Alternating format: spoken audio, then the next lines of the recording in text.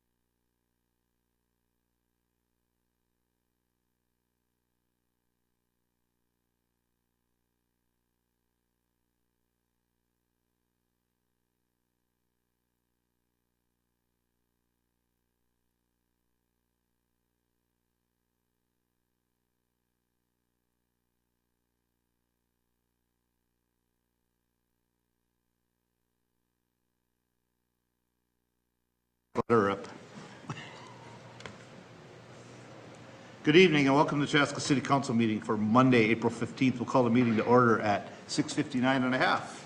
Please stand and join me in the Pledge of Allegiance. I pledge allegiance to the flag of the United States of America and to the republic for which it stands, one nation, under God, indivisible, with liberty and justice for all.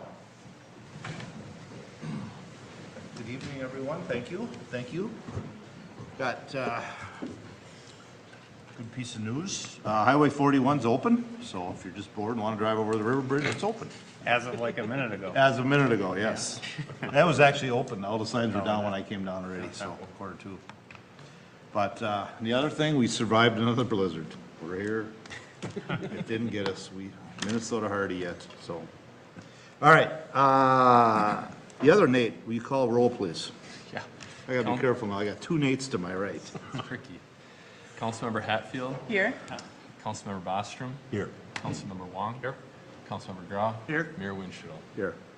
Moves us on to item number 4, adopting the agenda.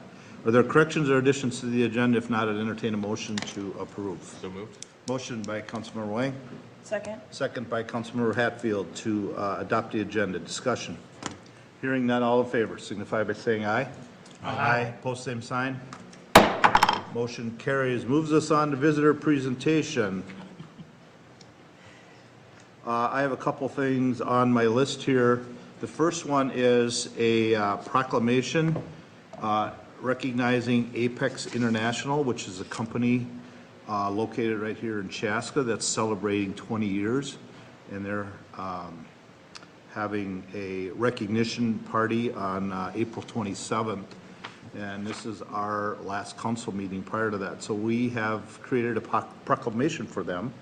And I will just go ahead and read it. I don't believe anyone's here from Apex, correct? I don't even know if they're positive they knew we were doing this. But whereas Apex International celebrating their 20th year of doing business in the city of Chaska. And whereas Apex International employs over 300 people, with many of them living in the city of Chaska. And whereas the city of Chaska is grateful to local businesses that give back to the community, and whereas the city of Chaska would like to recognize the hardworking employees of Apex International, as well as the management staff that have been committed to their business, and whereas Apex International has been in business since 1999 with their current ownership group, which shows a commitment to longevity and consistency, and whereas the city of Chaska hopes to see Apex International have continued success and be in the community for at least another 20 years. And now therefore be it resolved that I, Mark Winchell, the mayor of the city of Chaska, on behalf of the city council and the citizens of Chaska, do hereby declare April 27th Apex International Day in the city of Chaska. In witness whereof, I have hereunto set my hand in the seal of the city of Chaska this 15th day of April in the year of our Lord 2019. So that will be presented to them at a banquet on April 27th. Congratulations. Yeah, that's And they do have a large group of employees that are from Chaska. Our planning director, planning commission, chairperson, Brian Dalkey, works there and tells me that there is a lot of people there that live in the city, so. And it's if a you good don't thing. know, Apex is the old soft soap. Is the old soft soap. Yep. So they're out in, what do we call that business park? PV Industrial Park. Okay, I just call it the industrial park, but, yeah, so, and like I said, they're doing some sort of a big banquet on the 27th at Hazeltine, so we wanted to get that for them, for that at the banquet, so. All right, the other thing that I have on here is, Minnesota Heart Safe Community Recognition, Beckman Coulter. And I'm not sure, I see a willing and able participant jump right to his feet. Yeah. So if you just come on up, state your name for our records, please. Mayor, Council, thank you very much for having us this evening, and thank you for your time. We do have a slideshow that was It sent. should be right at the bottom. If you use the mouse, you can pull it up and make them up. Right? Right there. That PowerPoint. Nope, That's- the other right there. Sorry. I could talk about this, but I It's- have no idea what it's about. Obviously, if you ride bike, I think it's a there's heart actually safe- 2 PowerPoints on there. Okay. You'd be able to just go ahead and shrink that, and shrink that to, no? Do you want to try? Nate, he's the expert here. I don't know about that. It should be right there. Yep, perfect. Thanks, Mike. All right. There we go. Awesome. My name is Cameron Blank. I work for Beckman Coulter. We're part of a MERT team, and we are just recently certified as a heart-safe business. And with that, I'll turn it over to Melissa. She has a presentation for us that we can go through a few slides. Hi, thank you for having us. We appreciate it. My name is Melissa Nielsen. I work at Beckman Coulter in the Research and Development Department. Yeah, to that microphone. There you go. So as Cameron said, we recently got a Heart Safe recognition as a business. So we just kind of wanted to walk you guys through and what that means for the community.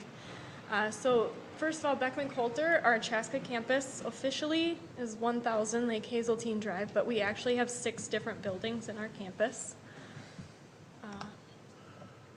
What do we do at Beckman Coulter? We're not a law firm, contrary to what a lot of people think. We actually develop, manufacture, and market products that do medical diagnostic, and we also automate these systems for people. We have 2 main compartments to our company. One is medical diagnostic for things such as pregnancy, cancers, thyroid issues, heart attacks, that kind of stuff. The other side of our business is supporting medical research and creating the systems to help people achieve in that realm. Some of the most exciting things that we've had come out lately is a high sensitivity troponin marker diagnostic, which has been really helpful in diagnosing women that are having heart attacks. They can have a lot lower numbers, so that's been really great. And we also are just finishing up a high sensitivity sepsis marker as well. So what is the Heart Safe program? The Heart Safe program is sponsored by both the Minnesota Department of Health and the American Heart Association. Kind of the main purpose behind being a Heart Safe company or Heart Safe community is to provide education and awareness for people in the community about what to do if a sudden cardiac arrest occurs. So part of that is learning the chain of survival, which includes early access to emergency care, early CPR, early defibrillation, early advanced care, and then also providing that post-cardiac advanced care at Ridgeview or Lakeview. So how did we go about getting this Heart Safe designation? We had a lot of work ahead of us. It's actually a pretty formal process. There's an application. There's a lot of different steps. Some of them, we created a whole new emergency response plan and kind of completely reconfigured the way that we handle emergencies at Beckman. We put that in place. We trained our employees to it. We placed registered AEDs throughout all 6 buildings at our campus. We identified the location of these AEDs on the entrances to the buildings and on maps for visitors. We educated our associates on health heart health and cardiac care. We created and maintained an on-site emergency response team. That's the MERT that Cameron mentioned at the beginning. We also trained over 30% of our associates with hands-only CPR with the assist of an AED.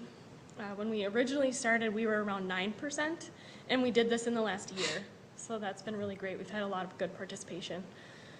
We also registered all of those people on an approved registry so we can track, hey, in 2 years it's going to expire. You know, let's keep this up to date. And by achieving this, we are one of 5 companies in the entire state of Minnesota to get this certification. Oh, that's amazing. Thank you. There's a lot of companies around. Yeah. Yes. So what does that mean for Chaska as a community? 1 in 4 people will witness a sudden cardiac event in their lifetime, whether that's actually happening to them or they're at a grocery store or it's their parent or friend. Someone will be involved, 1 in 4 people. If no early care is provided prior to EMT arrival, the chances of survival decrease 10% per minute that no one intervenes. So by achieving this heart safe certification, we now have well over 300 employees at Beckman Coulter that are now trained in this hands-only CPR with assist of an AED. You guys have any questions? You mentioned Ridgeview and Lakeview Medical Center? Lakeview. What did that partnership look like, the teamwork between the two? So our coordinator, Alyssa, she's worked really closely with Ridgeview, and we also have a great partnership with Alina, too. They come out once every few months, and we do training with them. So we have a pretty good understanding. Our Alyssa, who she organized all of this, she's also an EMT, I think, for Chanhassen.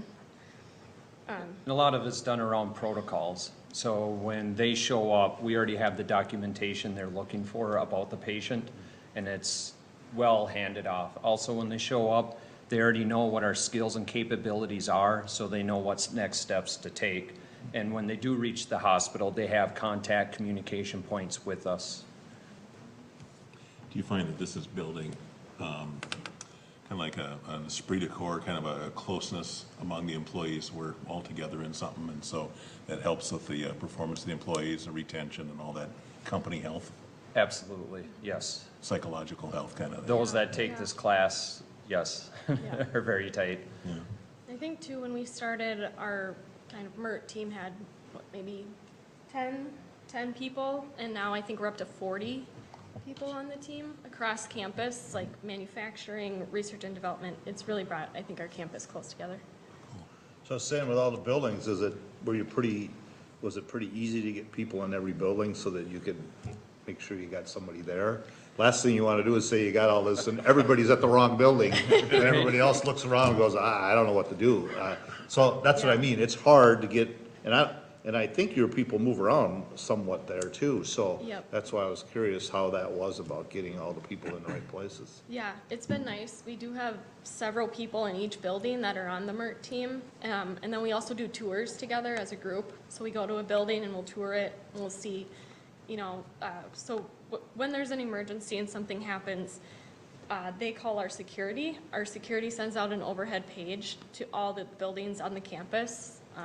Incident 3rd floor, code green, room 3036. So the nice thing is now that we do all these tours and stuff, even though I maybe don't work in this building all the time, I know where to go. Okay. Have you put it into action yet? Have you had to use it? Yeah. Not on a cardiac arrest yet, but yes, we have been Okay. on many calls. You know, one of the statistics I know Tim Weeby, our fire chief, had shared is, I think it's like, only a 6% survival rate for full cardiac arrest, but it's completely dependent on the time. Right. And a lot of times our police and fire just can't get there fast enough to be able to deal with it, so to have it on site is a big deal. That's exactly it. We can Yeah. respond within 3 to 4 minutes, so that means you only decrease by 30%, rather than waiting 10 minutes for an EMT. That's pretty much Right, it. and between the CPR and the AED are critical at that, Yeah, those first absolutely. 5 minutes there. Do you guys do drills too? Like, how often do you do that? Once a month, we'll do a drill.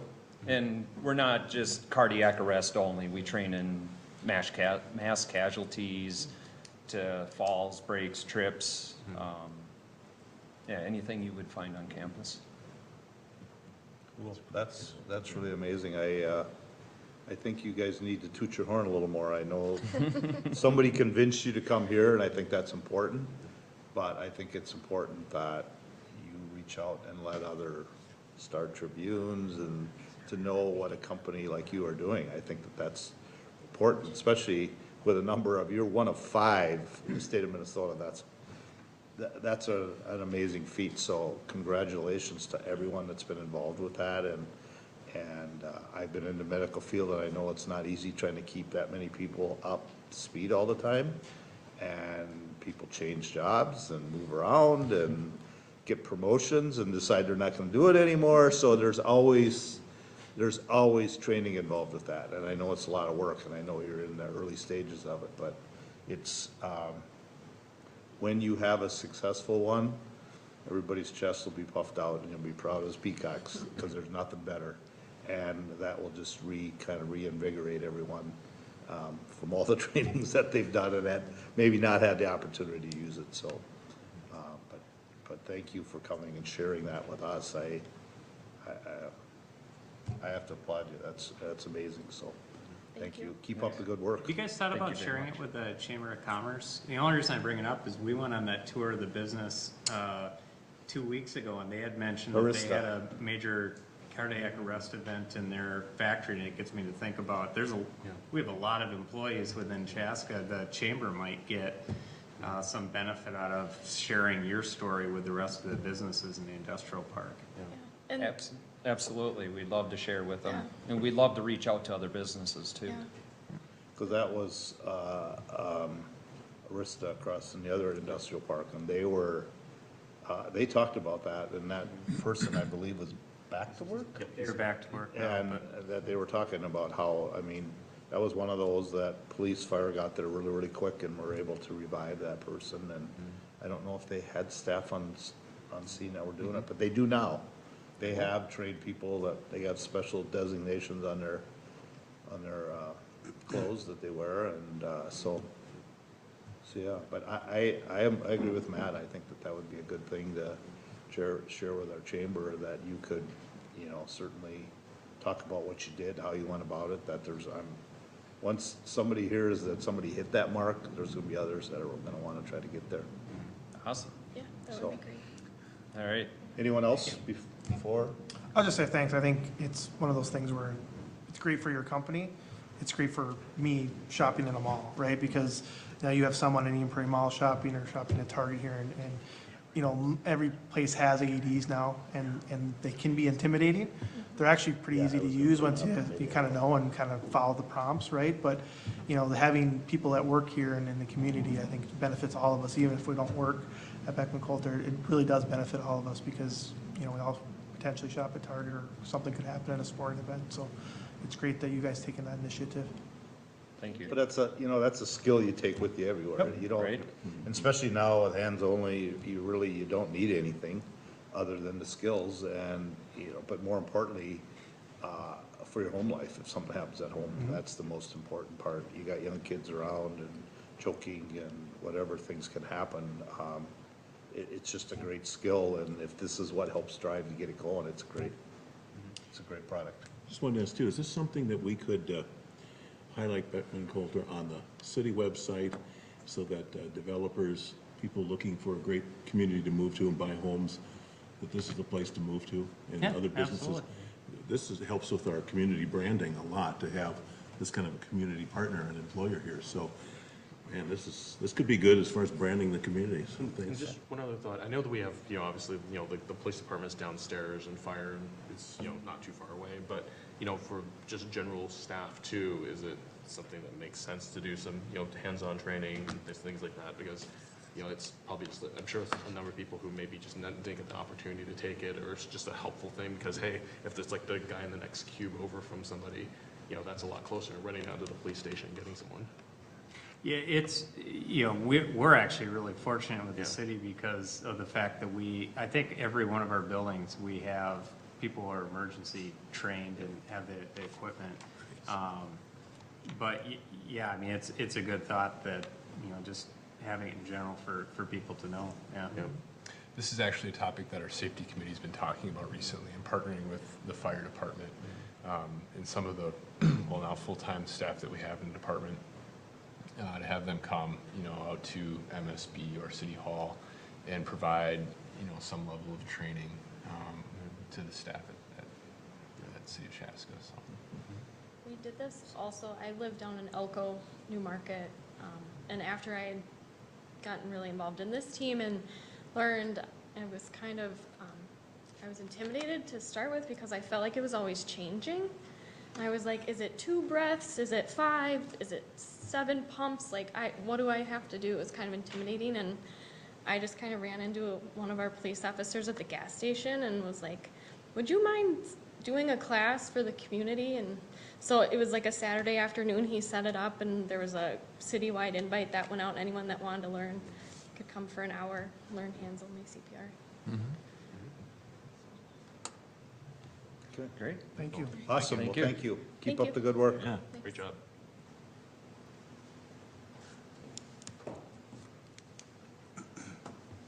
Is there anyone else that wanted to talk at visitor presentation? I'm gonna reach out. Suzette, are you interested in talking about the Easter egg hunt? Is that a yes or no? I'm not sure. I was gonna bring it up. It was on my things to bring up at the end, but It's a big this has deal. been around a long time, so 68 years. 67. 67. My Oh, I made goodness. the flyer, I should know that. Suzette Maluchnik, representing the Chaska American Legion Auxiliary. And just a note that this year, this Saturday, the day before Easter, at 10 a.m., in the City Center Park will be our 67th Easter egg hunt with a visit from the Easter Bunny. So, gonna and be it's nice for weather, ages too. 0 to 10. So, and the weather will be good, so. Yeah, we don't have to, I don't think we need to worry about weather this Saturday And, for once. and don't be late, because Yeah, it it's- starts at Yeah. 10, and 10:02, it's over. Yeah, So it's over. don't be late. And anybody that's never been to it is obviously the city park has got 4 sections, so they're broken into 4 sections, so the big kids aren't with the little kids, and so it's done by age groups, and I won't even attempt to do the ages because I don't know. But yeah, 0 to 10 is the age from start to finish, or whatever you want to say, top to bottom. But it's fun, and like you say, 2 minutes, it's just craziness, but then you forgot to mention is the Easter egg, or Easter bonnet parade is right afterwards. And then, so a lot of folks make up a hat, and then the hats are judged, and they get prizes as well, so. Half hour, 40 minutes, you're all done, packed up and gone, so. But this year it'll be nice, everyone will all stand out and visit, because we've got nice weather. For the first time in a long time, I think, so. All right, last call on visitor presentation. All right, we will go ahead and move on then. Item 6, approving previous meeting minutes. If there are corrections or additions, if not, I'd entertain a motion. So moved. Motion by Councilmember Bostrom, Second? second by Councilmember Wang to approve the meeting minutes. Discussion. Hearing none, all in favor signify by saying aye. Aye. Post same sign. Moves us on to item 7, consent agenda. They are items that need to be voted on, but not necessarily conversation, but can be if anyone has any questions about anything. Again, if there are any conversations or corrections or additions, not, I would entertain a motion to approve consent. I have a question. Yep. Wanted to ask about the 7D, the Sagewood Plat. I know that there was talk about, or it's listed in there, that there's going to be sidewalks, boulevards, and there's talk about boulevard trees. And being a Clover Ridge resident, I know that the city and the Jonathan Association have worked out that Jonathan would be the homeowner association that takes care of planting, replacing, maintaining the boulevard trees. Since Sagewood looks like it's going to have its own homeowner association, are they going to be, are they informed that they put in the trees, or the developer does, and then they? replace those as needed? That's usually a part of the developer's agreement for the HOA that's in place there to do maintenance. I was guessing that was the case, Liz. I saw, the only thing that mentioned trees was saving some of the really beautiful ones that are there Yes. currently, Yep. which I love that idea. But then I looked at the boulevard tree issue. I was just wondering if it was all spelled out that they would, and is the developer going to put the original boulevard trees in, and then Sagewood's HOA will replace as needed? Yeah, so I'm putting down a note to make sure we get that in developer's agreement, but yeah, so they put it in and then they're responsible for the long-term maintenance. Okay. Yep. Okay. Thank you. Anyone else? I'd entertain a motion. Motion by Councilmember Bostrom. Second. Second by Councilmember Craw to approve the consent items. Discussion. Hearing none, all in favor signify by saying aye. Aye. Post same sign. Motion carries. Moves us to item 8A, adopt resolution 2019-33 and ordinance 963 approving the preliminary site building plan and preliminary plot and approving the rezoning of PID 9 for Structures, Inc. Mayor and Councilmember, this is an item coming back from the Planning Commission. This is one that, I don't remember if it was before January 1st or after. I don't know. I It think was it was, after. Was it after? Yeah, Okay. we got December Planning Commission approval, but we got Thank you, City folks. Council approval In January, Yeah. okay. So this is on Old Audubon Road. It's actually the last industrial site that we have over in that area. There's a company called Structures, Inc. that currently is located in Chaska and is looking at moving their facility here. They did go through and get approval for the concept plan with a number of comments that were on there, and what you're seeing in front of you tonight is the preliminary plan and rezoning. And Liz is here to go over it. She did a good job in the staff report, sort of breaking down the comments that came from the Planning Commission. We'll talk a little bit about how they addressed each of the things coming out of that concept plan. Thank you, Matt. Thank you, members of the council, Mr. Mayor.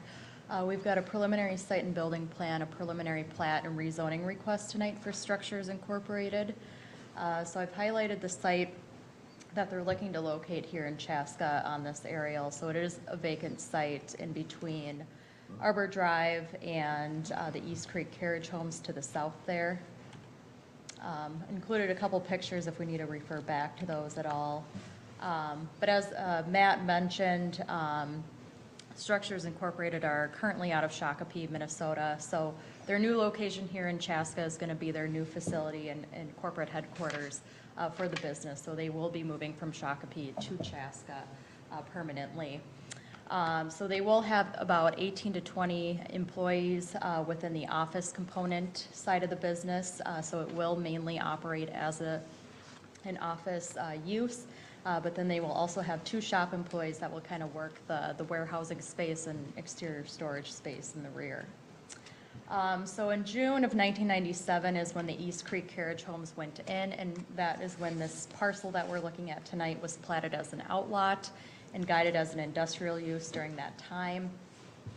So not until December of last year and January of this year was the concept plan formally approved by you guys.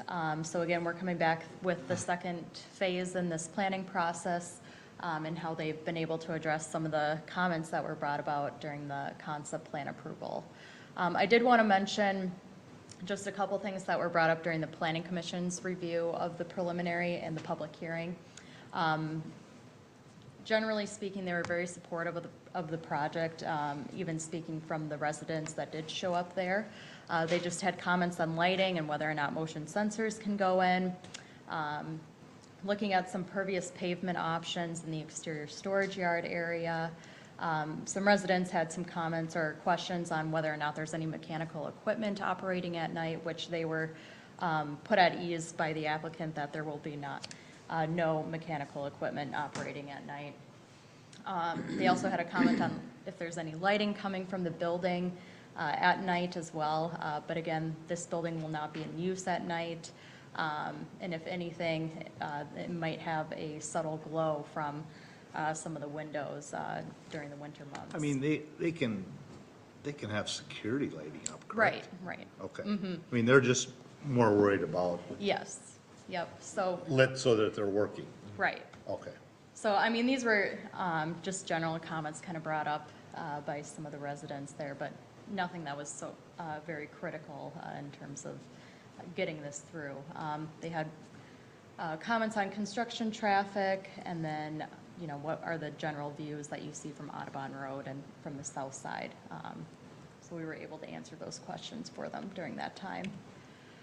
So the site itself is about 5 acres total. It's currently vacant. It's being used as an agricultural piece of land. There is a holding pond on the south side that was put in place when the residential development went in. There is a 125-foot wide easement that basically runs along the width of that holding pond, but also encompasses the high line that is there as well.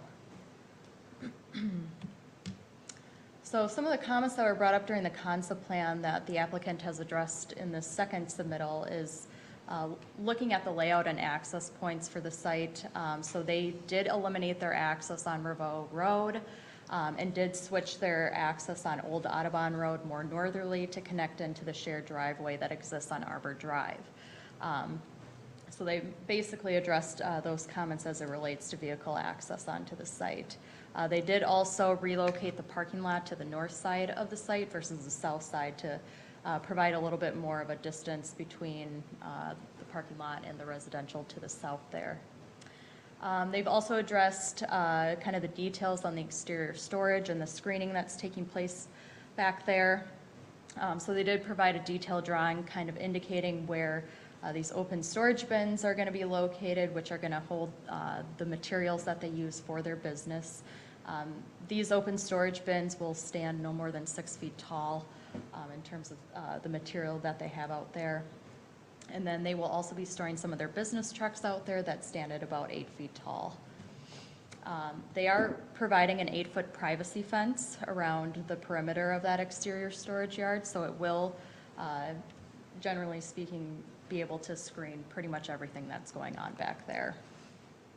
In addition to that, they will be adding some landscaping on the perimeter of the privacy fence to provide kind of a natural break there and more natural screening methods.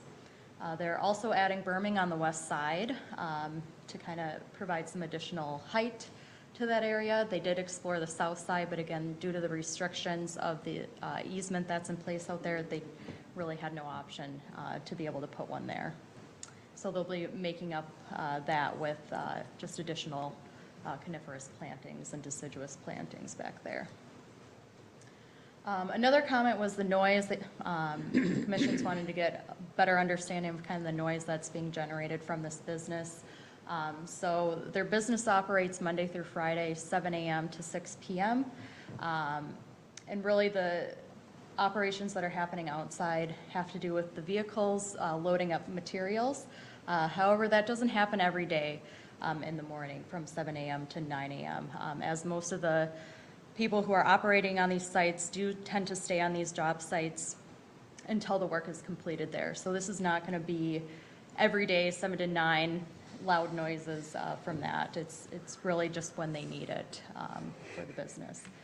Sometimes these vehicles will be returning from 3 to 6 p.m. and parking on the site. But again, most of the vehicles that they're using are personal vehicles and will go back to the residences of the people working there or stay on the job site until the work is finished. And a lot of the material that they're utilizing at these job sites, most of it is drop shipped to these locations. So not all the material that they're storing in the back of their facility is the material that they're bringing to the job site. Sometimes it's just ordered and brought directly to the job site. So the material that they're storing back in the storage yard is leftovers from some of the work that they're doing. They have indicated that they will be operating a Bobcat and forklift out there occasionally to help move around some of the material back there. But again, that'll be one or two throughout, kind of infrequently during the day. And then all maintenance of their vehicles and equipment is going to happen within the building, so they're not going to be doing any type of vehicle maintenance outside of the building. So that's kind of what the warehouse and shop space is primarily for, is to help with that. So again, the main use of this facility is for offices, and then having that ancillary storage yard for excess material. So again, the request they're asking for tonight specifically is preliminary site and building plan and preliminary plat, and that would involve construction of a new industrial office building with an ancillary exterior storage yard. And then the rezoning is from their current zoning, which is a planned residential district 29, to a planned industrial district 9 for this site. So here's an aerial kind of overlaid with the site plan. So they're showing one access into the site, again, off of the shared driveway that exists on Arbor Drive. So that will provide access to the employee parking lot on the north side, as well as access to the exterior storage yard on the west side. So the building itself is oriented more towards Old Audubon Road, so kind of as you're traveling up there, that's going to be the main element that you see on the streetscape there. The storage yard is just to the west of that, or more central on the site. And then the perimeter fence basically follows kind of the perimeter of that storage yard. And then I've included a photo of the fence that they're planning out there. So the building itself is total 16,000 square feet in size. So 10,000 of that is oriented towards the office component. 6,000 square feet is oriented to the warehouse shop space and the back side of the building. Again, the storage yard is on the west side, where they'll be storing some raw material back there. They will be paving that area, as you can see indicated in gray here on this site plan. They are showing 60 parking spaces total as a result of this site plan. There's 25 shown in the employee parking lot, and then there is 35 proof of parking spaces next to that parking lot, as well as in the rear, for any event that they kind of outgrow this parking lot that they So have. the two parking lots don't connect? I mean, I see. No. There is an option for it to potentially connect, but at the way they're showing it right now, they like to keep it separate from the exterior storage yard. Is that their choice? Yes. So in the event that they do have to put those parking spaces in, they're going to connect those two different areas. Okay. But at this point, it just makes sense to separate them. So is there a fence that goes there or just landscaping? There is a fence on this side that would follow this. To keep the yard secure, basically? Yes, Okay. exactly. Yep. So where's the shop space? Is that the It's dash? basically on this side of the building okay. here. And I'll show a floor plan that kind of shows that clearly. And then lastly, the shared driveway that gives them access to the site will be widened because it currently ends at the property line. So they will widen that onto their property to accommodate their vehicles. So there's a shared agreement in place already for the industrial properties to the north. So they will be amending that as a part of this request to include the structures, business and lot as a part of that. And then this is the detail showing kind of the storage components of the exterior storage yard. So those open storage bins are kind of oriented to the south side there. They'll have some trailers too stored back there. So if they need to, again, transport any material or any other equipment, they can use some of those trailers. And then their business vehicles or pickup trucks on the north side there as well. Just a couple pictures of their existing facility in Shakopee. So those open storage bins are kind of the concrete block segmented areas for the material. We've also asked them to put together a couple of cross sections just to get an idea of kind of the relativity of heights in this exterior storage yard. So they've provided a east to west cross section showing the berm and some landscaping. So Revo Road is just on the left hand side here, the berm, and then fencing, and then kind of where the exterior storage yard is. And then the same on the north and south cross section in relation to how it references to the residential. And then this is the landscape plan. So again, the berming is going to happen on the west side here. They'll heighten that up with some coniferous trees on top of that. Otherwise, most of the landscaping is going to be oriented around that exterior of the perimeter fence there. I think one comment that was brought up during the planning commission is reutilizing these plantings on the north side to see where it can fill in on the south side, as that's kind of more of the critical area for landscaping. A couple renderings of the facility that they're proposing here. So on the top, you'll see the shop space, which stands taller than the office space at about 26 feet in height at its highest point. And then the office space is more at 16 feet in height. And then the other side, which faces the employee parking lot, just want to show all those different angles. And then the materials that are proposed are in the top right corner there. So their intention was really to orient more of the office and residential looking part of the building towards Old Audubon Road, so that as you're kind of traveling down that direction, there's kind of a nice flow of scale as you get into the residential area. So the materials that they're proposing will be glass, brick, wood, cedar boards, and metal cladding. The colors are pretty true to kind of how you see it in the rendering. They are on the darker side, but the Planning Commission were actually very favorable of kind of the overall look of this building and thought it was a nice building. And then here's a floor plan. So again, all of the office pieces are oriented more on the east side of the building, and then the shop space is oriented on the west side there. So a couple things for them to work on for final, which are pretty minor things that they can get done by their final submittal, is looking at the landscaping and where they can fill in a little bit more on the south side of the fence around the exterior storage yard, looking at the lighting in terms of motion censoring, and if there's some of those wall fixtures that can be lowered a little bit towards the doors that they're over. And then looking into the pervious pavement alternatives that might be explored in the exterior storage yard. So really, all the other pieces, again, were addressed from the concept plan submittal, so we definitely feel like they've done a great job from the concept to this preliminary submittal to really try to address any of those concerns and questions that came up. So we are asking you to make two motions tonight.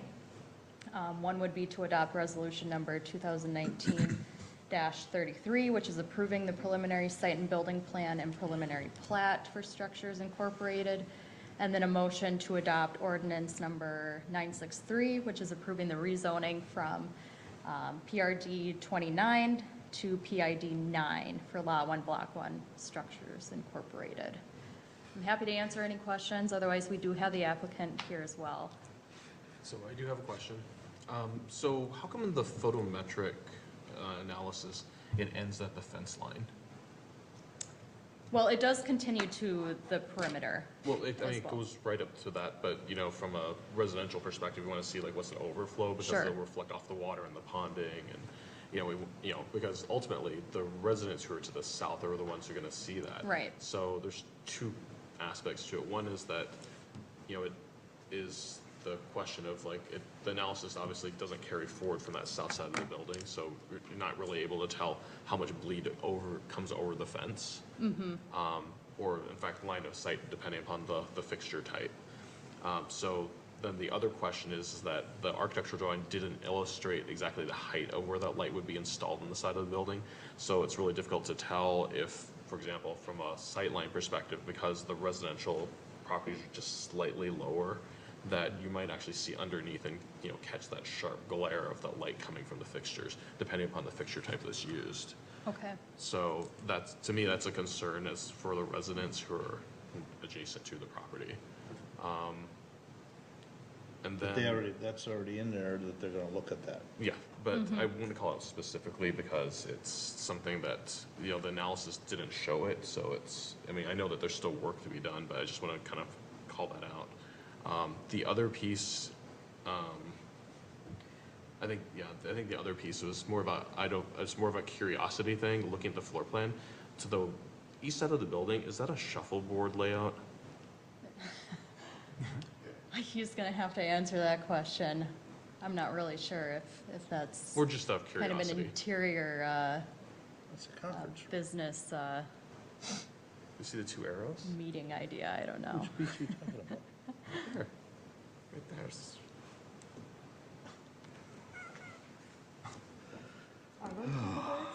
Okay. They are.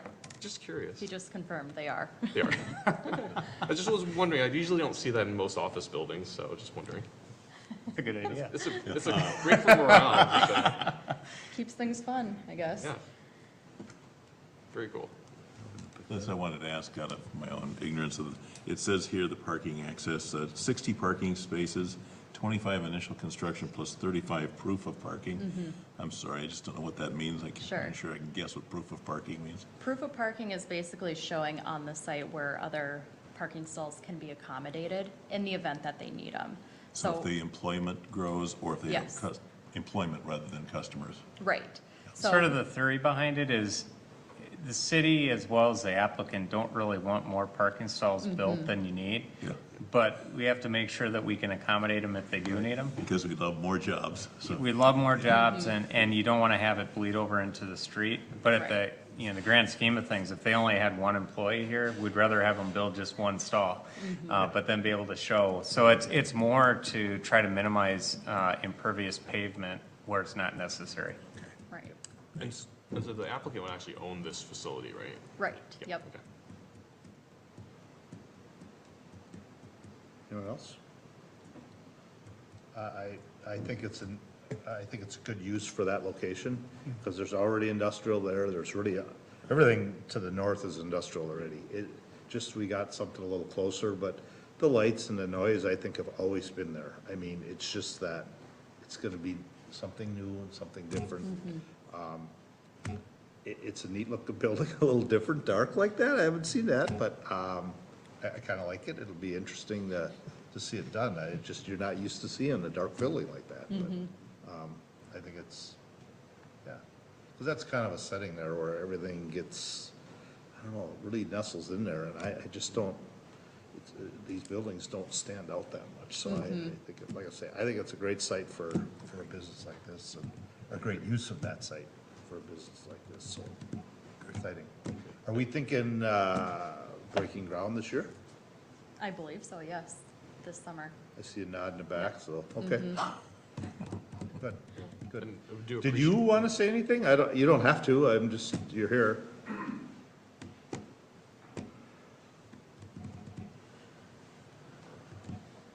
My name is Dan Andersen. I'm the architect developer, and I live at 3540 Montgomery Avenue in Deep Haven.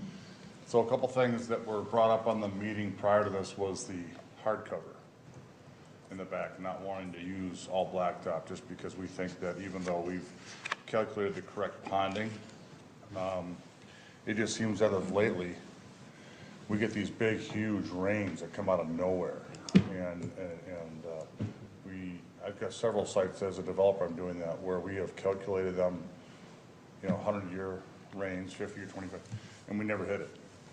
And there's always something that plugs up, and with the amount of water coming from the north, with the ditch and the neighbors, we're having to consume all that to get it to that pond. So we did do some research this last week, and we found out that in a lot of products that I do, if it's a condominium, townhome, multifamily, the police and fire want to have a hard surface to get around, so they get that 100-foot reach. And so we're putting this cobblestone in that actually has holes in it, so grass can grow up in it.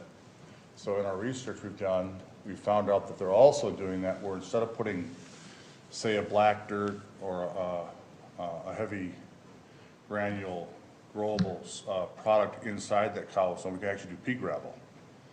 Seed underneath it, grass still comes up, water can go straight down, but the pea gravel is important because it's a dust preventer. Because we don't want dust when they're buzzing around back there. We don't even plow they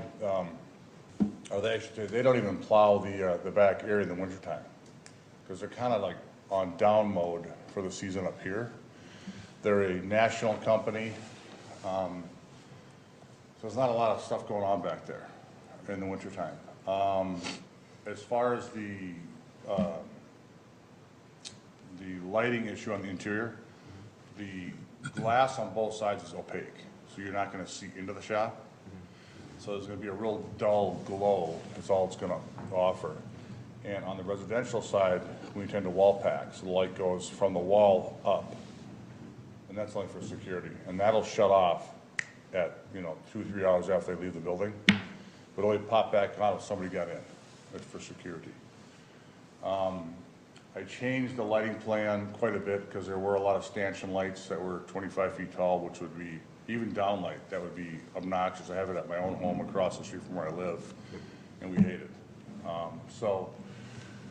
The design, I came up with a design because in our day and age, you just never know. Being a national company, and they're primarily an office operation, everything is dropped FOB to the site from the storehouse or from the vendor to the actual site of construction.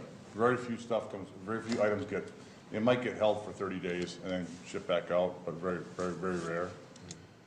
I also designed it too because at some point, if it becomes 100% office, we have the ability to park it, and then we'd connect the parking lot.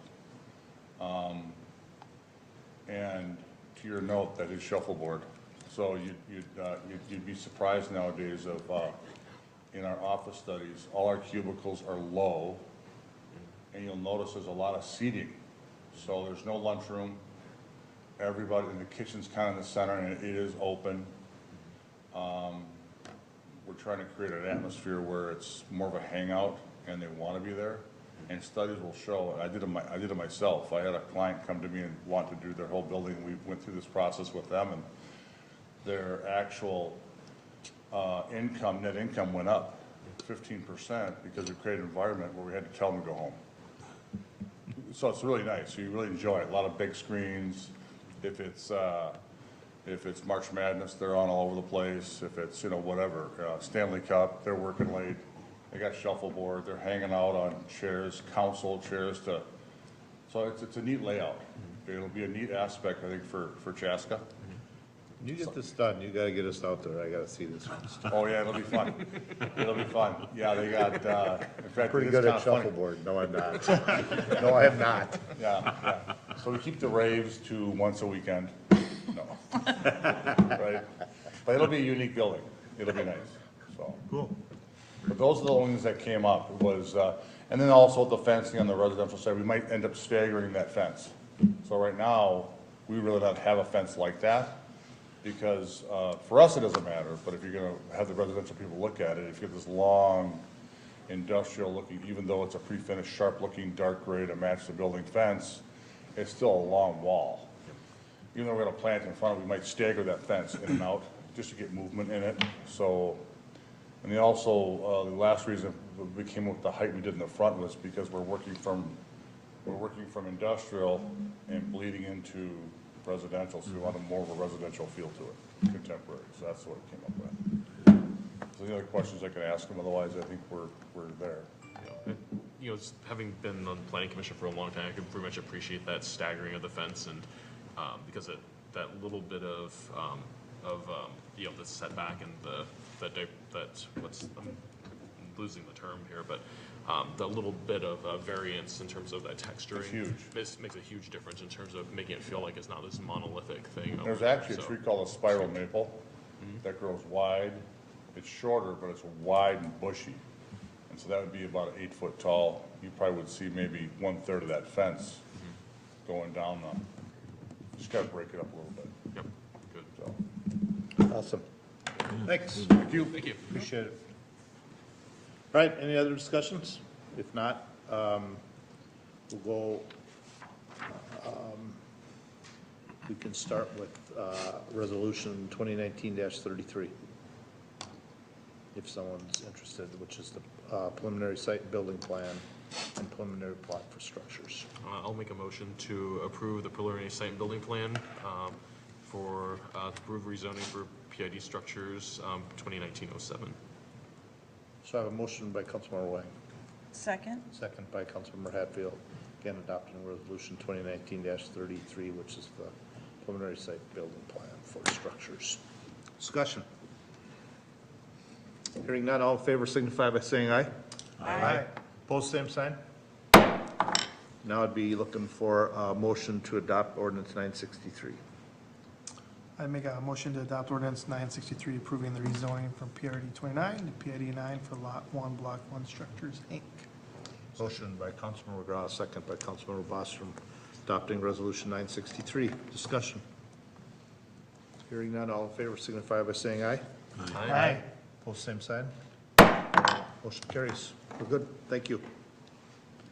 All right, next we'll move on to item B, adopt ordinance 964, approving zoning ordinance amendment to section 9.15.25 for small cell wireless aesthetics.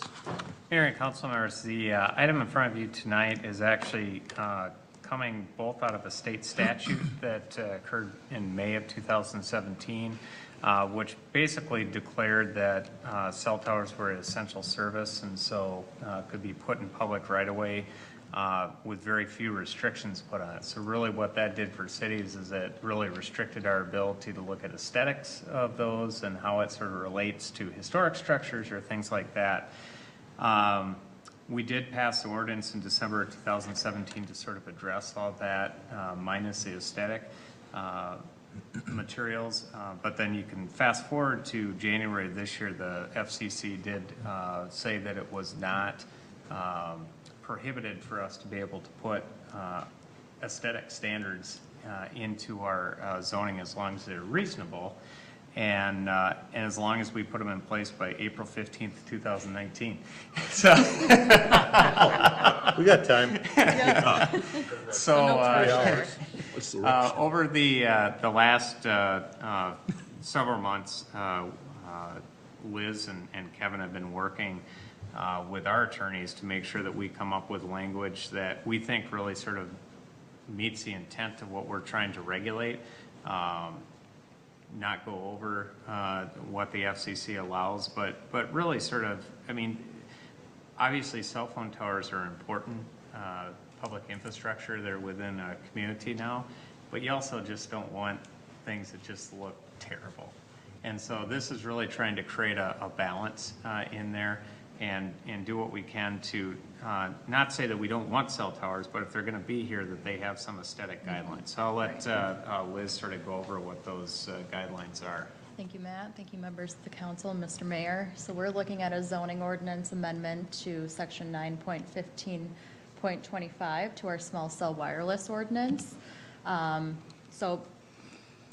kind of already went over the background there. So we're basically reacting to some new allowances to put aesthetic requirements on these small cell facilities. So tonight we're purely looking at that. So doing a zoning ordinance amendment to the ordinance we created in December of 2017 to include aesthetic standards within that. So specifically, what we're adding and changing within that ordinance is touching on the permit requirements that are required for these facilities to locate within public right-of-way, talking about the location and setback requirements for these facilities, making sure that any site triangles at major intersections are not being impacted by these facilities. the safety component, again, for vehicles and pedestrians who utilize the public right-of-way, making sure that that's kind of intact. And then having a requirement for distance between small cell facilities as well, to ensure that there's enough distance between them so they don't start to load up in one specific area. We also put a provision in there to ensure that our historic buildings and districts are not impacted by these types of utilities. And then also looking at the overall design, the style of these, the colors and enclosures to some of the ancillary pieces of these facilities are some things that we put in place. And then additionally, making sure that these pieces are not illuminated in any manner unless they're required by federal regulations, as well as the same for cooling fans. So trying to use a passive cooling system versus adding on more pieces to these small cell facilities unless they're absolutely required. So we try to kind of highlight in red in a draft ordinance, kind of these pieces that are being added into this ordinance as a result of putting aesthetic standards on small cells.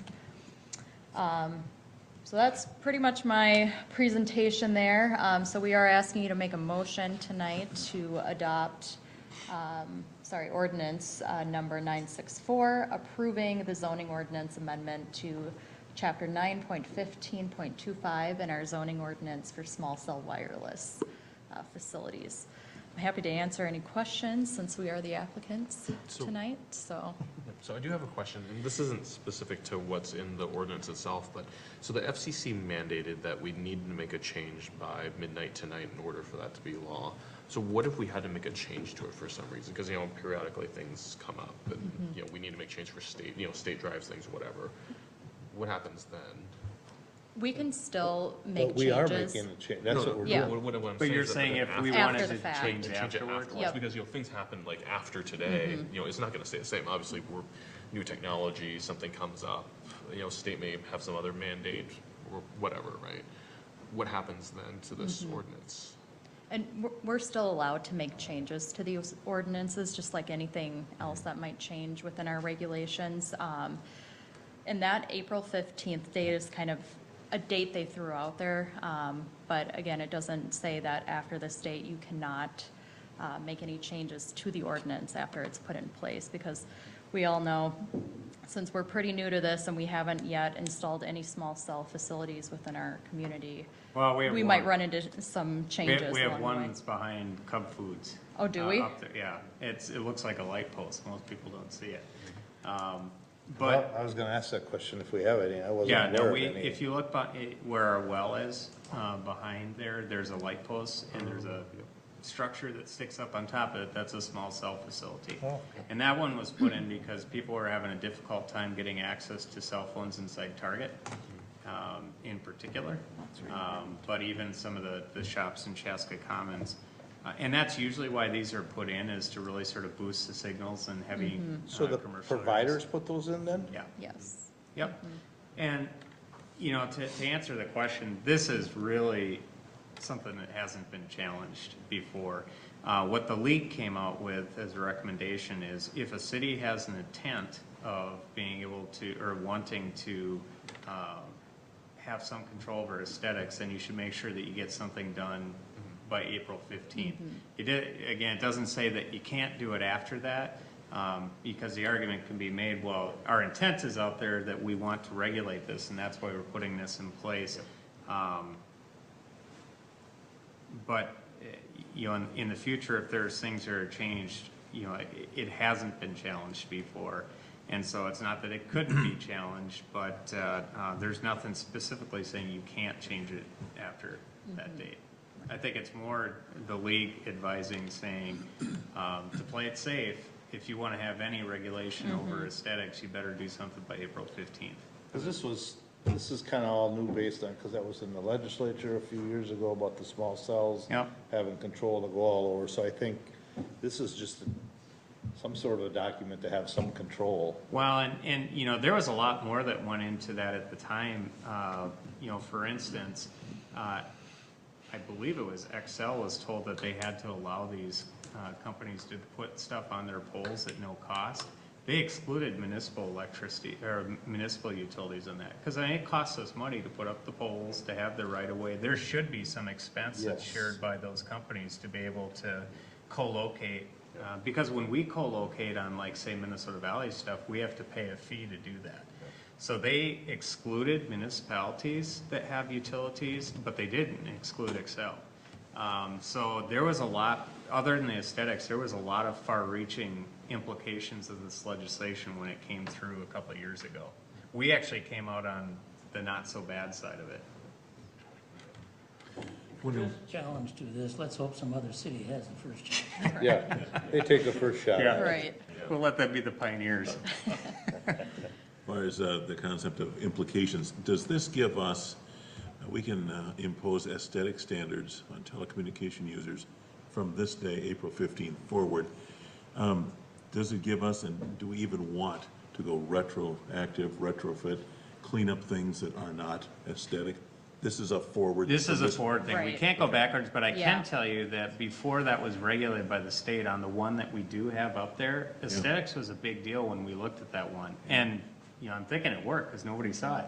So, but that was a big deal when we went through that whole discussion is what is this going to look like?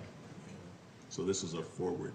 Yeah. Yes. Yeah. I mean, yeah, you can clearly see how ugly they could certainly quickly be. Some of the Yeah. pictures and the detail you can look Yeah, at there. as I say, they could very easily, depending on how they do it and how cheap they want to do it. Right. Yeah.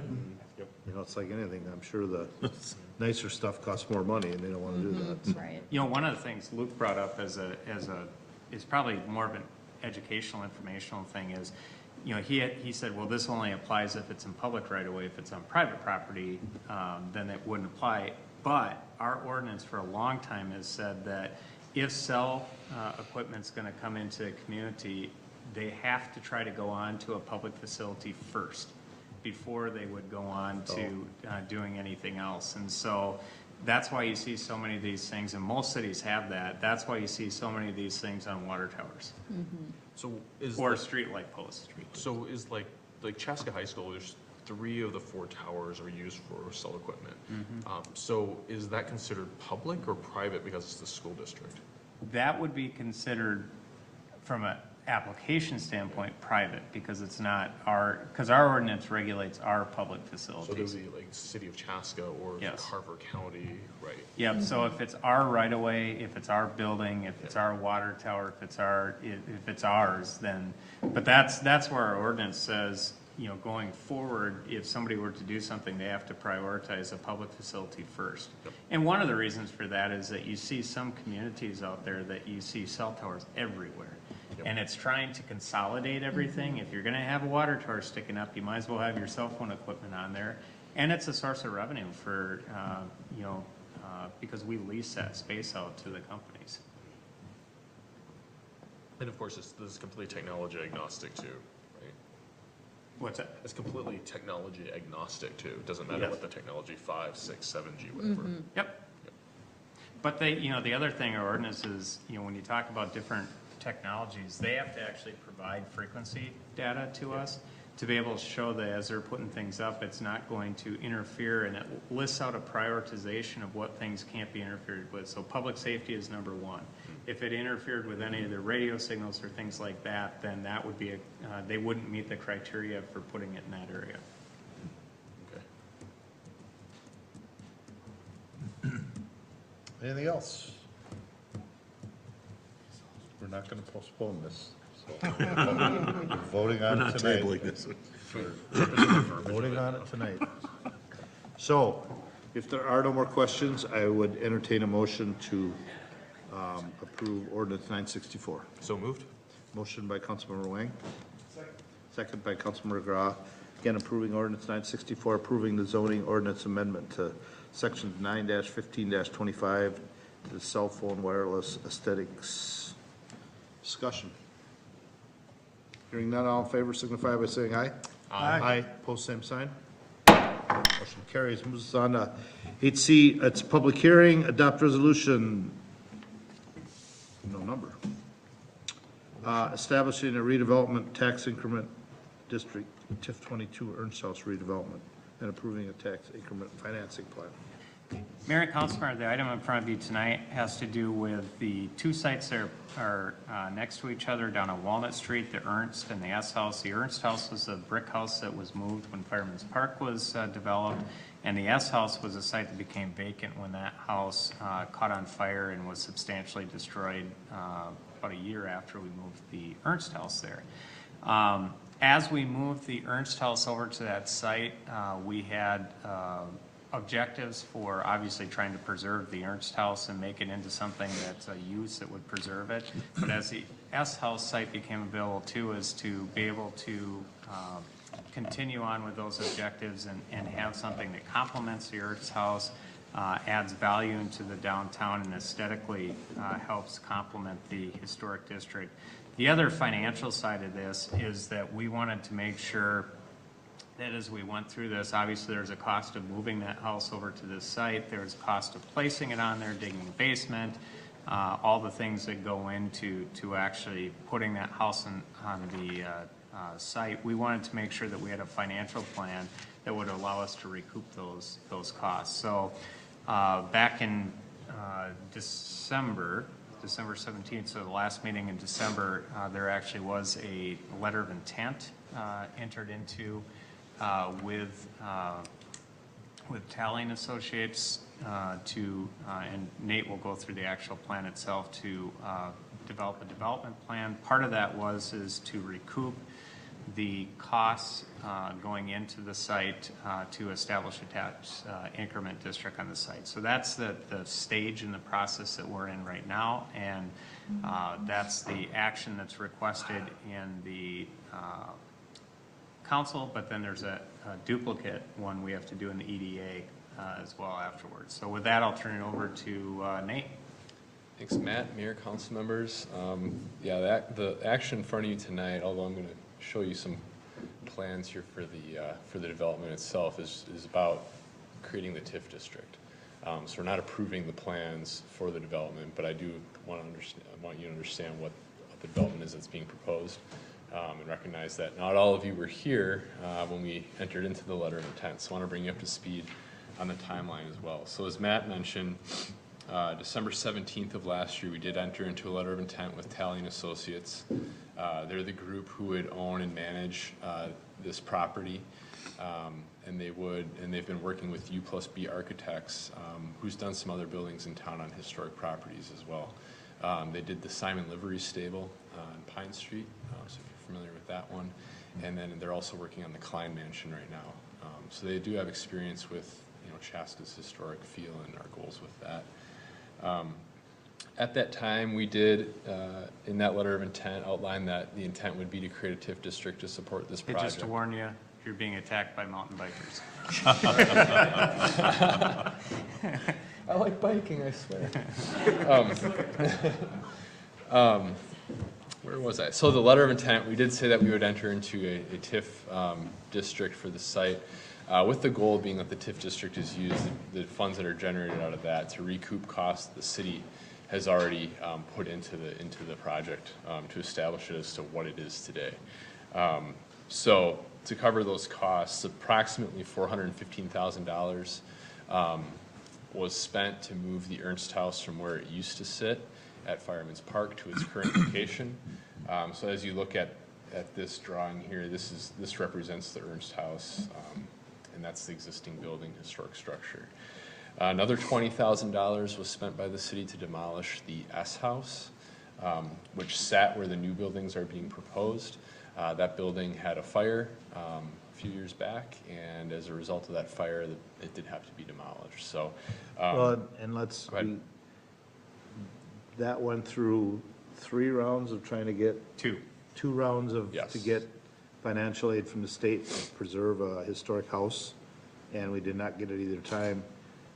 But the homeowners donated it to the city for $1, correct? Yep. And our only responsibility then was to take it down. Yeah, we tried then to get that, and then if we couldn't get it, if we couldn't come up with the money, then it was taken down. So that's how we got control of the house, if you weren't familiar with that. And we were also aware that financially, it made it much easier for us to meet our goals of recouping the cost of moving that house over to the site and get it remodeled if we could increase the density of the housing on that site. Sorry, I just wanted to. That's good. Yeah, no, you're right. And yeah, They we all knew that history, you know? don't- yeah. And I didn't want to, yeah. That's all right. Didn't mean to say I'm that we here- took it I'm here lightly to help knocking you. that building down. So on December 17th, council and prior to that, on December 12th, the planning commission did approve the concept plan for the site. So that's basically what's represented here. This does represent some improvements based on what was presented at that time, actually. April 2nd, the Heritage Preservation Commission approved the site alteration permit. So this design was actually what was presented to the Heritage Preservation Commission at that time. And something like this, close to this, will be presented to the Planning Commission coming up in May. And then you'll see that shortly after for the preliminary approval for that. So that's still forthcoming. At the April 1st meeting, you all called for this public hearing to occur. So today we're holding the public hearing. That's the timeline that we're on. So to show you the house that's being proposed, or the development that's being proposed, what's proposed here is the Ernst house to turn that into an upper and lower flat. So the upper would have 2 bedrooms, the lower would have 1 bedroom. Then when you end up with 3 townhomes on the former S house sites, these are all new. This is a fully new building. Each of these, the developer is thinking 2 bedrooms for sure. They're thinking about possibly a 3rd bedroom, which would be in the basement of these. So they would have, egress windows installed for fire access and things like that for safety. So there They're would still be, trying to there determine would be whether a that's for basement in sure. these then? There would be a basement, that's right. Oh. Yep. At least if they decide to go with a 3-bedroom option. I think if there's the 2-bedroom option, if they determine they don't want that 3rd bedroom, I'm not sure that they've determined whether there would be a basement or not. So I'm going to just scroll through quickly here. This is the site plan that's being looked at. So you've got the 3 townhomes in a row here. You've got the Ernst house here. They're proposing covered garages, 1 stall for each unit. And on top of those covered garages would be 2 what they're calling carriage homes. So those are 2 additional apartments, each of those 2 bedrooms each as well. So you end up with 7 units on the site. I believe as I scroll down, we end up getting a view, gotta go to the last page here, of the carriage homes. Here you go. So now you start to see, if I can zoom out a little bit. This would be the back side, or the side that's doesn't have the garage doors on it. It's a little bit still facing the street, but you wouldn't actually see it from the street because the homes are in the way, right? The townhomes and the. It's east facing. East facing, yeah. And then this would be the west facing side, so facing where the alleyway is and where folks would access their parking. And then you start to get some views in here. Creates kind of a unique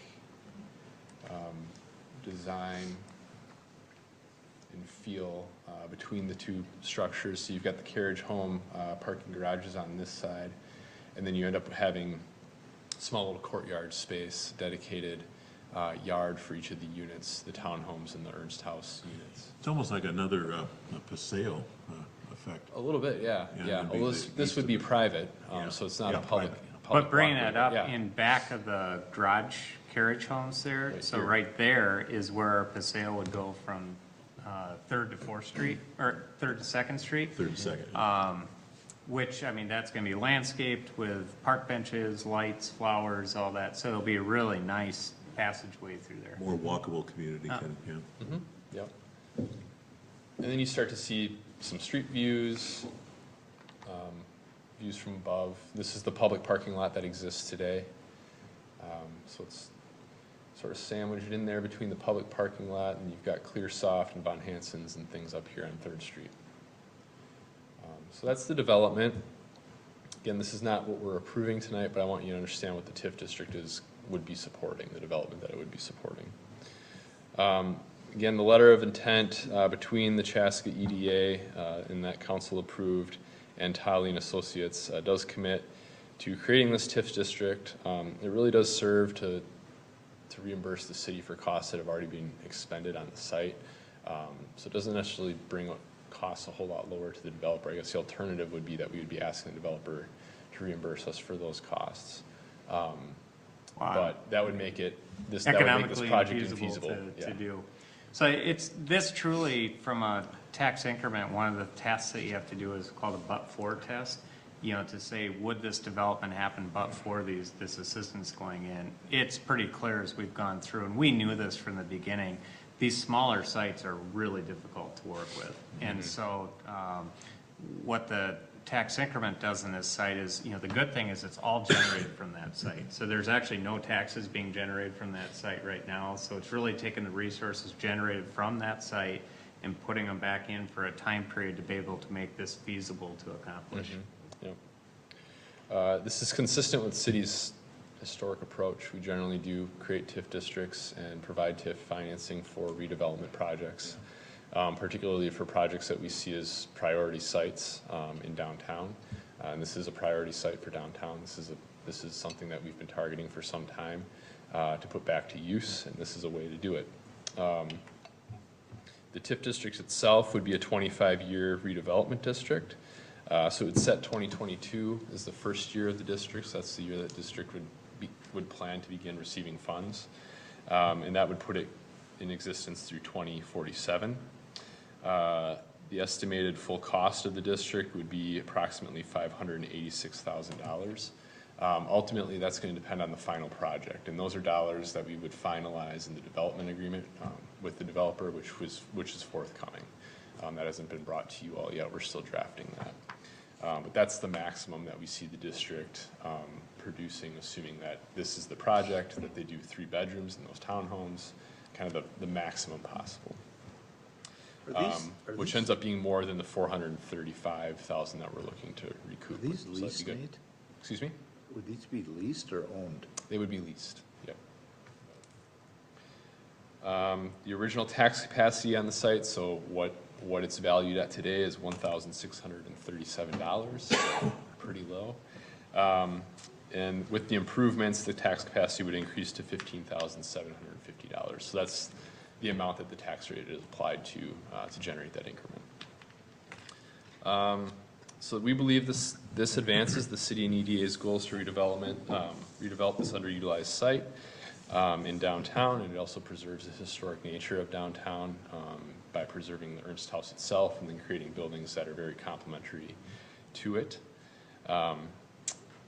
This council action would authorize the establishment of the TIF district tonight. Staff's plan here, one thing we do need to do in order to fully implement the district is to certify it with the county, so that's action that staff can take, communication to the county that needs to be certified. Our intent there is to hold on the certification until the developer successfully completes the planning process, that we sell the property to the developer and that's formalized, and we know the project's going forward. That then allows us to fully maximize the life of the TIF district. We want it to be established so that it's generating that increment revenue that we're planning for. So we're currently negotiating the purchase and development agreement. I have drafts that I'm reviewing right now. So I do anticipate that's going to be able to come your way soon. And that's going to really finalize the financing for this. So detail out what we would expect the TIF district to do and how that's going to work, in addition to other things in those agreements. So with that, staff would recommend that we create the TIF district number 22 to support this project. So this would actually be, sounds like we obtained the S house for $1 and put 20,000 additional in to demolish it. So we're really in for $20,001 so far. No, on the S house. Just the S house. The Ernst House, we're in for a lot more. Yeah. But the S house, yeah. Yeah. So this would fall into, this would support density of housing. I'm assuming, would this address affordable housing questions? This is going to be market rate housing. Market rate, okay, so it'd be the middle third. And so One third, would be like the middle third. Well, what's market rate for, what do you think they're gonna ask for these? So this would be, they would be, putting this on the market for, what they think they can get for it. What I've heard from the developer is it's something like 2,000 a month. But I think that's really gonna depend on the unit. You know, the upper level unit in the Ernst house, for example, is a 1-bedroom, so that's gonna command less. If they end up doing 3 bedrooms in the in the townhomes, you know, that might be something a little bit more. But that's kind of that number that they're looking at. What brings density to downtown, that's gotta make some shopkeepers and the commercial district happy, there'd be more. What about the carriage homes over the garages? Is that a separate owned or separate leased home, or is that an extension of these 3? This would all be managed and operated by the same group. So Italian Associates plans to not only develop it, but own it long-term. It works well for them because they have other properties in the area that they manage, which then allows them to send, you know, their management team down here. This won't have a management office, you know, it's not large enough to sustain that. So that proximity is useful for them, and that's really one of the reasons why they see this as beneficial for their portfolio. I was just wondering how many separate families, it looks like 3. So it'd be 7 total. So there's 7 units, yep. So a garage with a housing unit over it. Right. Would be a separate family, let's say. Right. Yeah. Okay. Well, it'd technically be 2 units with the garages over the ends, and then the other 4 units of the 2 in the house. Oh, it's like, sorry, 2 in the house, and then 3 townhouses, we each get 1 of the garage stalls underneath those, Yes. That's right. every unit gets 1 spot Yep. covered, and then there's And then they get additional. one additional spot uncovered. Do we have an example of this approach, dense housing location in neighboring cities, other, Clover Ridge. you know? Yeah, I mean. That's it- here, but other than. Yeah. other than Well, you know, this is not an uncommon type of project that you'd see in a more urban area, which makes sense because our downtown is more of an urbanized type of an area. I don't know if they've specifically done one this size before. Yeah, typically, I know with Italian Associates, their typical project is much larger, so they do a lot of, you know, multifamily, kind of more prototypical apartment-type complexes. But it sounds like in working with, Laura Russ is her name, the person I've been working with over there who's kind of leading this project. They are willing to do these smaller scale projects from time to time, and it's that proximity to their larger projects that they look for when they do that. But It's probably got something to do that they've done done one and doing another historic property here in town, that probably Yeah. has some history to it, so. Well, here's a little interesting note too with her is, you know, she works always for Italian Associates, but they've really, you know, they did the Simmons Livery Stable, Klein Mansion. They've really sort of become sort of enthralled with our downtown area. She actually personally bought a home about a block from here to utilize for Airbnb because, you know, seeing some of the demand coming from like the event center and curling center, you know, and is taking a house and completely renovating in our downtown to be able to support some of the people coming into town now. So they've really sort of jumped headfirst into our downtown area. yeah, and these, you know, historic, small-scale sites, they're challenging to work with, and it's really hard, and Matt was talking about this before, to get that economy of scale to make the economics of the project work. So when you can get developers that are willing to be creative and take on a challenging site, historic preservation, that's an additional element on this project that, you know, a lot of people might shy away from. You know, I think that's a fortunate thing that we're able to get someone who's really kind of willing to roll up their sleeves and get creative and think hard about a site and value that, you know, historic preservation aspect of things. Yeah, these tiny sites are the hardest to work with, especially when we had quite a bit of cost that was associated with that. So to be able to recoup that and be able to have a nice development is a real benefit of this project. And I look at it, I've had this conversation with Matt already. You look at it as where it's gonna come out and it'll come out and it'll say, yeah, they only spent so much to this and we'll get the comments from the public is, well, wait a minute, you spent this much money and you're only getting this, but it's that 25-year plan, and that's what's hard sometimes it's hard to get through my head. Well, and I think it's important to remember the dollars with tax increment aren't our dollars, they're their dollars. Right. Yeah, I mean, in essence, that, you know, it's tax-driven financing, so in essence, we're financing a 25-year acquisition for them. Right. But that's just the frustrating part sometimes, depending how you look at it. It's hard to explain it. It's hard to explain. Yeah, yeah. Is this the same Tally associates that we've worked with elsewhere in the city? Yes. In Clover? Yeah. Yep, Okay. yep, yeah, we've had really good luck with them and projects. So, It's a sharp-looking project. I mean, it looks very nice. It's always hard to envision what we were gonna end up with here, you know. Initially, we had the S house there, then that disappeared, and we sat here, and believe me, we've tried a lot of different things, and, this is by far the best project that has come forward without a doubt. And, you know, this far, it's a good thing. Matt and Nate, when we talk about 15 to 20 years will be all built out in Chaska, when you've said that in the past, or when we've talked about it, have we envisioned that this kind of infill? Okay. This is what happens next. this is what happens next. This is sort of a precursor to what Chaska will be 20 years from now, when we're gonna be fully developed as a community, and where we're gonna see reinvestment back into the community is taking a look at underutilized sites in the community and going back and basically infilling them. So I mean, you see that in the St. Louis parks and Edinas and sort of that ring of suburbs, but eventually that's gonna get here. And these are the types of projects that are gonna be sort of our bread and butter at that point. Where right now, it's not that we don't do them, we're actually sort of unusual for a third ring suburb to be able to have these types of projects to deal with. But at some point in time, this is gonna be what we spend most of our time doing. In underdeveloped or underutilized areas, isn't that just tailor-made for TIF? Creativity and financing? It's usually the only way it works. Yeah. Yeah. Otherwise, they would have been done a long time ago. Yeah, they would have been done a long time ago. All right, any other questions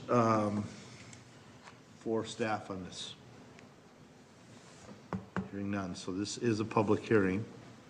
So I'm gonna go ahead and open the public hearing up at 8:29. Is there anyone here that would like to speak on behalf regarding the TIF District 22? Last call. All right, we'll go ahead and warp to 8:30, and we'll close the public hearing. And with that, I would look for a motion to approve. So moved. So I have a motion by Councilmember Bostrom, I second. second by Councilmember Wang to, again, adopt resolution. There is no, is there supposed to be a resolution number? 2019-39. Yes, it's 2019-39, that's right. It's not on this one. Say it again. 2019-39. 2019-39. Sorry about that, but it's not on this one. So adopt resolution 2019-39, establishing a redevelopment tax increment district TIF 22 on the Ernst House redevelopment and approving the tax increment financing plan. Discussion. I think we've pretty well covered the discussions, but last call. All right, all in favor signify by saying aye. Aye. Post same sign. Motion carries. We will move on. I don't know, I was thinking, Maybe we'll skip this I one. was thinking we should postpone this one to like 3 meetings down the road. I don't know. They didn't have to sit around very long. I think they were out in the hallway. for a I know while. they were, I've been seeing them. All right, adopt resolution 2019-37 and resolution 2019-38, limited use permit for off-road single-track multi-use trail. Mayor and Councilmember, this is a really sort of exciting one. As you know, we've had, well, mountain biking has grown in popularity quite a bit. And we've had our own local group and Tim Vosberg come in front of us before and talk about the need for some trails, and we've looked for ways to try to accomplish that. And excited here tonight to talk about an opportunity that's popped up in a partnership between the city, MnDOT, and the Carver Trails Association, and talk about opportunity for getting some mountain bike trails here in town. You know, what's interesting is you, like you said, we've kind of been known for mountain biking trail, but they've all been illegal. I was gonna say, we're known for illegal mountain bike trails. And I never, so the first one I used to hear about it at work was behind the medical center. Yes, That was, sort of known citywide. yeah, but it was hush hush, you know, it was one of those things. And then we have the one out by, on the north side, that's there, but it's just not, so we're. Well, maybe the gonna issue has finally- been in the past is, you know, it worked out great when it was by the medical center because that went through all the right-of-way that had been purchased for 212 before 212 was actually built. But the stuff up by, we call it the Mammoth, but now it's Yep. Michael's Foods up there, you know, there's probably 35% of that goes over private property, which the private property owners probably aren't too thrilled about, Right. so. Well, they've been it's a pretty good about it. They've They been, haven't- well, yeah, I mean, they Somewhat. put up signage, there's very little they can do about it effectively, but this is a really good Yeah. solution, I think, so Marshall's here to talk about the plan that's been developed. All right, thank you, Matt. Thank you, Mayor and Council, for allowing me to present before you tonight some information regarding off-road single-track trails. So what I'd like to do tonight, I'm going to start out by showing a short video clip. It's about 2 minutes to kind of set the stage for us, and then after that, I'll provide some background and discuss a little bit about the process that's led us to this point tonight. And then after that, I'll invite some of the audience that's here tonight, specifically some members from the Carver Trails Board, to talk, and then finish it up with any discussion you may have. I just gotta back out of here. So this is a video clip from 2017. We are pretty familiar with the fall sports schedule at local high schools, but there's another sport gaining some traction these days that you may want to pay attention to. Dave Schwartz with more now on our podcast. While some high school athletes spend the fall hitting the pads or pounding the pavement, these kids are traversing the trails. Well, it's really a good way to meet new kids and try new things, do things that you didn't know you were capable of. All right, everybody gather up. This is the Chaska Chanhassen mountain biking team. Kids from grades 7 through 12. Let's go. And their roster is growing at an exponential rate. We've got some swimmers, and we've got some hockey players and soccer players. They'll even provide you a bike if needed. All you really need are strong legs and a stronger will to succeed. I think it's great. We've had kids that have never been on a bike for a significant amount of time, that have started out, that can't quite figure out the shifting, who then, you know, at the end of the year are riding the most challenging single track courses. Despite the wide age ranges and ability levels, the kids' mutual love for the sport bonds them. There's a spot for everybody, which is something that I think a lot of the student athletes haven't found with other high school sports, is that there's a place for them regardless of their skill level or their experience level. These kids aren't taking a cruise after school. Biking may be something a lot of people do recreationally, but they're working pretty hard at training. A lot of the days are conditioning days where we're doing hill repeats or long distance rides at high speeds or low speeds, endurance, sprints, intervals. People say it's not hard, but it does depend on the person and on what we do. What the sport is doing for these young kids is more than getting them physically fit. It's about teaching them they can climb mountains, both figuratively and literally. In Chaska, Dave Schwartz, KARE 11 Sports. I didn't see that. Thanks for sharing that.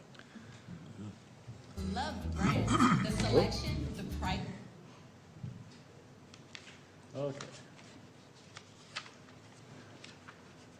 So that featured the Chaska Chanhassen mountain bike team, and this is a picture from their website that showcases their team from last year.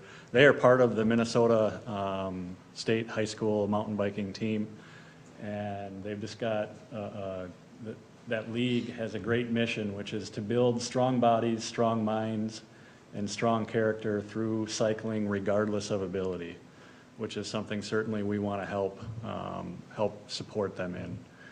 And as the video said, and as Matt mentioned, it is indeed growing in popularity.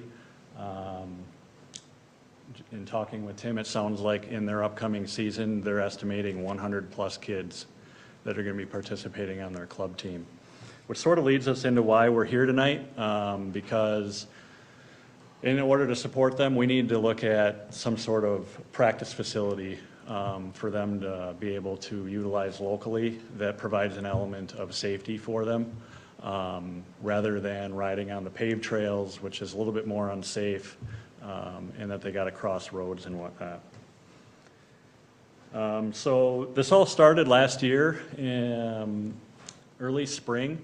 Tim Bosberg reached out to me and asked if I'd be willing to meet with him to discuss some ideas about incorporating some mountain bike trails here in Chaska. And so we met with him, and they actually came with a great idea in utilizing some right-of-way land that was owned by MnDOT. And somebody within their group had a connection with MnDOT and had informed them that there's an opportunity to obtain a limited use permit in which we could essentially get permission to install some off-road single-track trails. The caveat with that is MnDOT requires a governmental agency to obtain that limited use permit. Thus, Tim Bosberg and their group needing to work with an agency to do that on their behalf. So what a limited use permit does is it gains us the permission to utilize their right-of-way.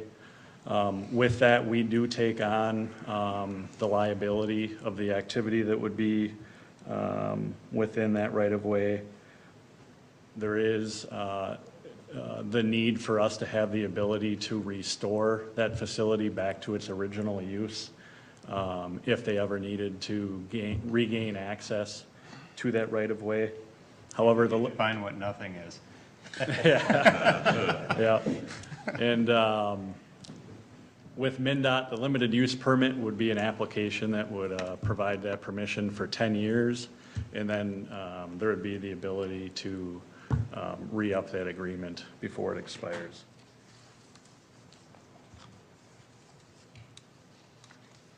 So this slide is depicting the permit area that we're looking at. It's essentially across the road from the Pioneer Ridge Middle School. It'd be situated between Pioneer Trail and 212 to the north and south, and then in between Audubon Road and Bluff Creek Trail to the east and west. You can see there's essentially kind of an estimation of what some of those trails could look like within those facilities.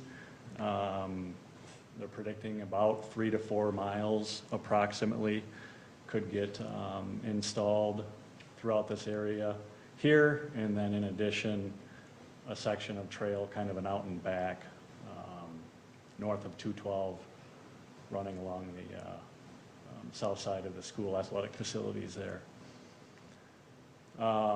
Parking has been arranged with the school, so there is parking availability outside of school hours.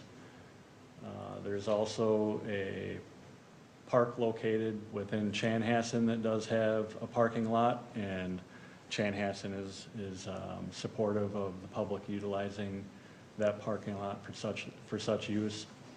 Additionally, just further to the east, you've got Target and whatnot, where if people wanted to park and ride their bike over, they could do so there.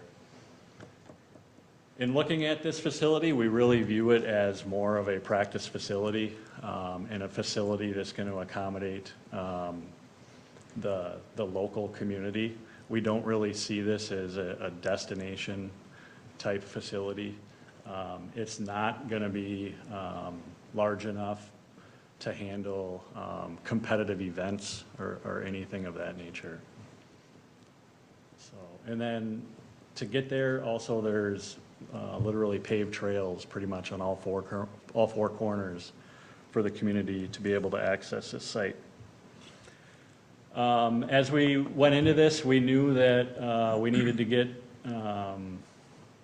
partnerships arranged and support from Carver County, along with Chanhassen. There is a section of this land that actually falls within Chanhassen.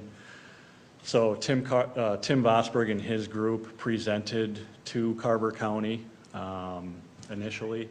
They deferred to the cities to be the primary planning authorities.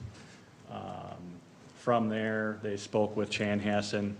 Their park board was very supportive of this project.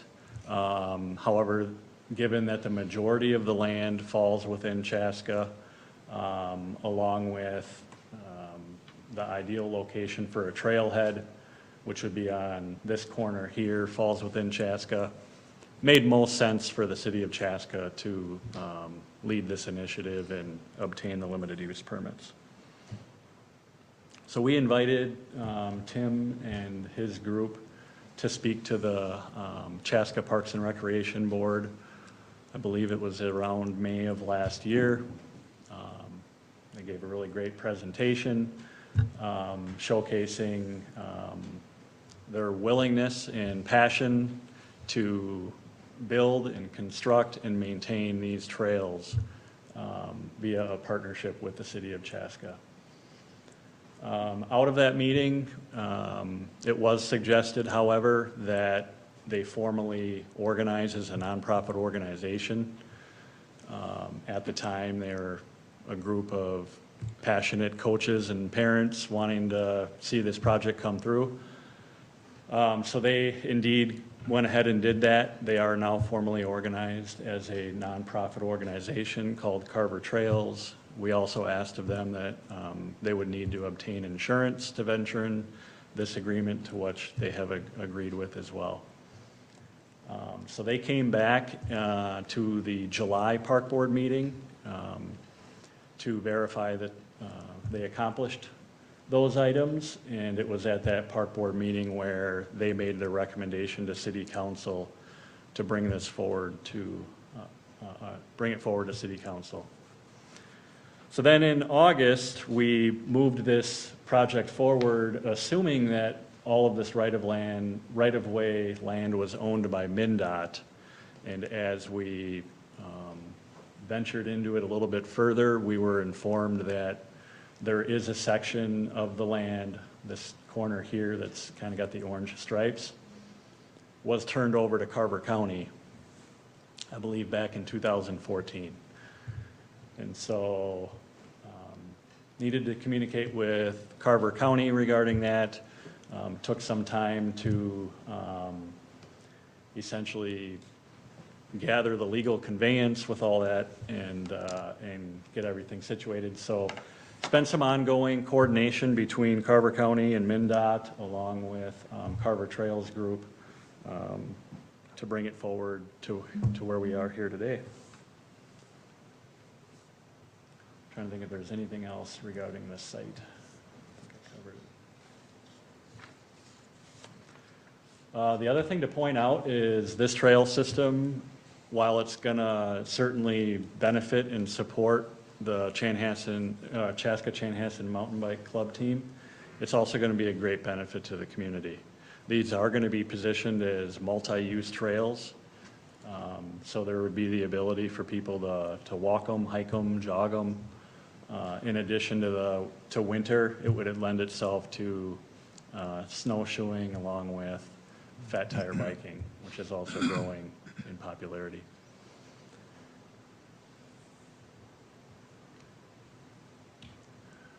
So as I mentioned, to bring this project forward, it is a coordination between multiple agencies. Essentially what we're needing to do is obtain limited use permits from both MnDOT and Carver County, since they are respective landowners within that right-of-way. And then in addition, you saw in your packet that there is a draft memorandum of understanding, which would be an agreement that would be made between the city of Chaska and the Carver Trails Group. That we've been seeking legal review with Mr. Melkert. And I believe the more he's read about it, I think he's excited to get his mountain bike out there on the trails as well. That's just what you told me this morning. So that is still in draft form, you know, as we learn a little bit more that's involved with the limited use permit. There's still room to make some potential changes. However, wanted to get that in front of you so you saw the essence of that relationship between the city and the Carver Trails Group. So ultimately, tonight, we're seeking a motion that would approve resolution that would allow the city to move forward and seek the limited use permits with Carver County and MnDOT respectively. So with that, I would like to invite members from the Carver Trails Group to come on up and say a few words.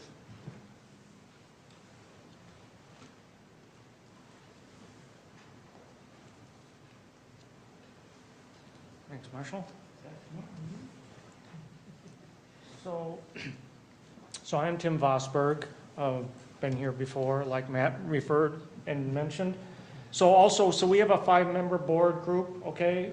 2 of our individuals are traveling and cannot make it tonight, but 2 can make it. So Steve Colbaugh, who's been up here before, talking about mountain bike trails, and then also on our board is Reed Conrad as well.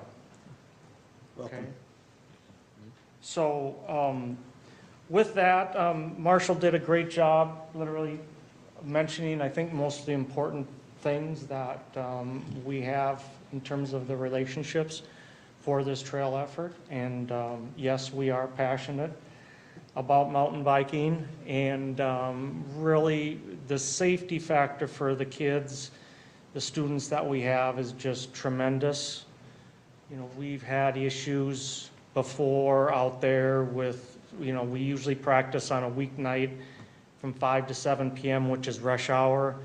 And we've had issues before where people have, some of our students have almost gotten hit.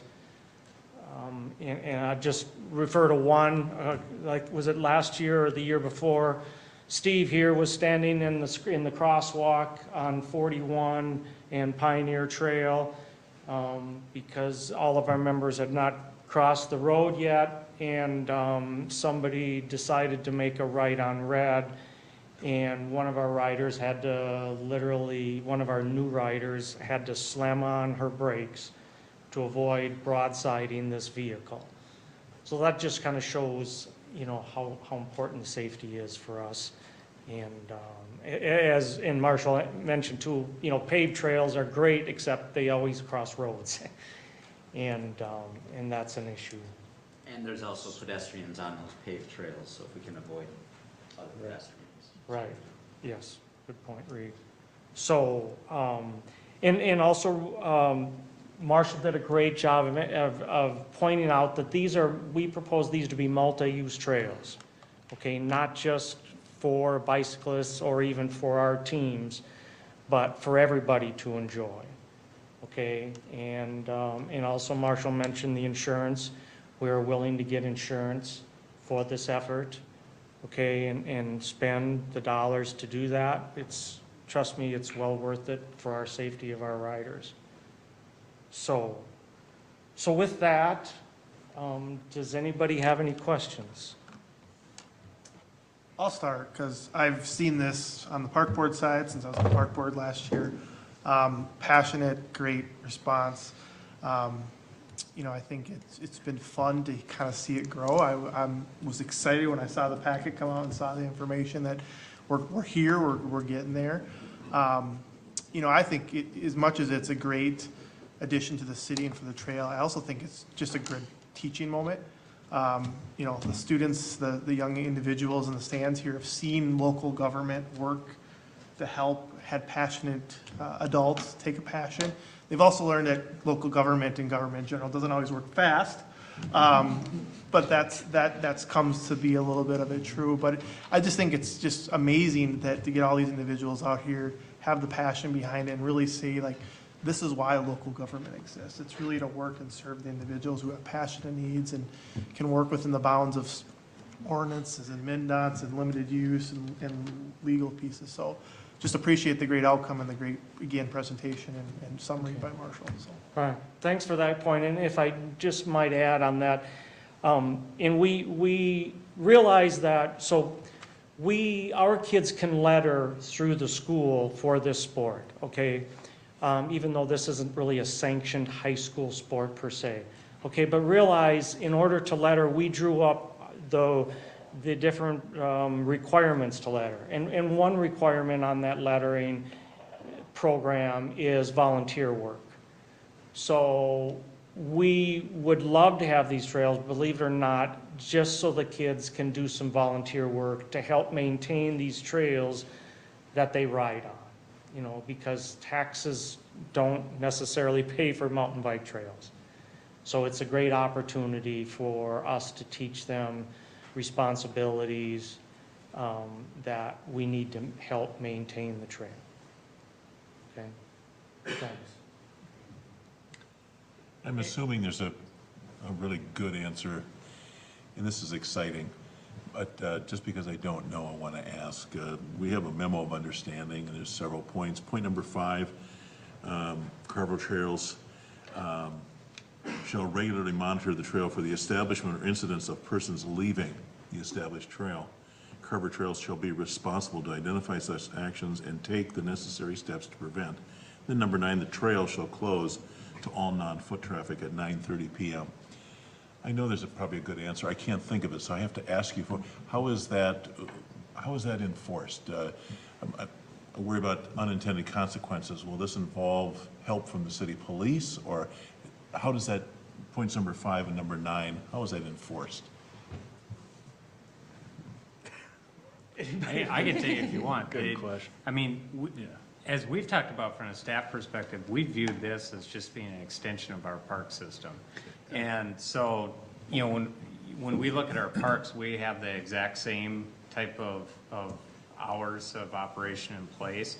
And it becomes a tool, not to say that there's going to be somebody that's out there that, you know, is waiting for somebody to get off at a certain point, but it becomes a tool more to, for us, if we have an issue at a place, to be able to have rules in place so that if the police do get called to a location, they have something to be able to act on. Yeah. So we really view this is sort of a unique one where it's, you know, this is something that, you know, from a park development standpoint, you'd love to be able to just go and just do this, but we haven't had the funds to be able to do this. And so this has been a great partnership to say, let's make something part of our park system and be able to run it that way, but partner with a group who's really able to help us go and develop this so that we can keep the public costs as low as possible, but still accommodate, you know, having another amenity added in the community. So getting sort of that point of local government, I mean, you guys have been so passionate that you've stepped up and said, hey, we'll help you develop this. This is, you know, this is something that's going to be a benefit to the community. But from an operational standpoint, those types of things really sort of fall, we view this as being just an extension of our park system. I was hoping that would be, and I also assume that you just are such a tight-knit group, and you'll know how to communicate, how to educate, how to reaffirm. And, but I just had to ask the question. Yeah. Thank you for that. So on a similar note, excuse me, so as an extension of the park system, even though it's not technically Chaska property, you know, it's, you know, MnDOT and the county. Would we advertise it? Would we pay for signage there? I mean, I know Carver Trails would you know, install the signage or put it out there, but I know we had talked in other discussions about better trail signage and creating loops and some other concepts. Would those things be integrated with this as well? So I guess there's really 2 questions. I don't know. Sure, I can speak to that. So let me say big picture, and I'm kind of going back to the last question topic. Realize that we have our own website, okay, carvertrails.org, okay, which we have out there now. It's in development, but it's a bit robust right now with some maps. It doesn't have the current map, but has some maps on there, and certainly. You know, we were talking about there will be list of rules on that website, like hours of operation, you know, things that you're not supposed to leave the trail or create shortcuts, that kind of thing, if you will. But also realize getting, that also we have in our memorandum of understanding very specific rules on signage, and I don't, so maybe you've seen those. And so we have, specific ideas on the signage that we want to use, including maybe most of all, a main sign at the trailhead, which will have the rules up there.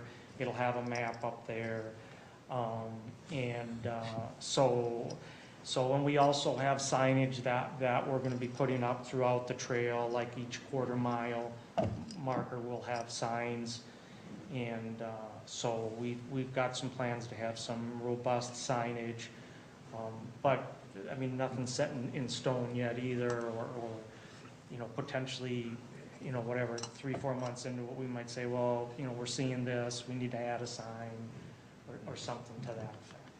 When I was on the park board, I remember it was the Chaska Snowhawk Snowmobile Club, and that was always a fun partnership too. And this reminds me a lot of those days.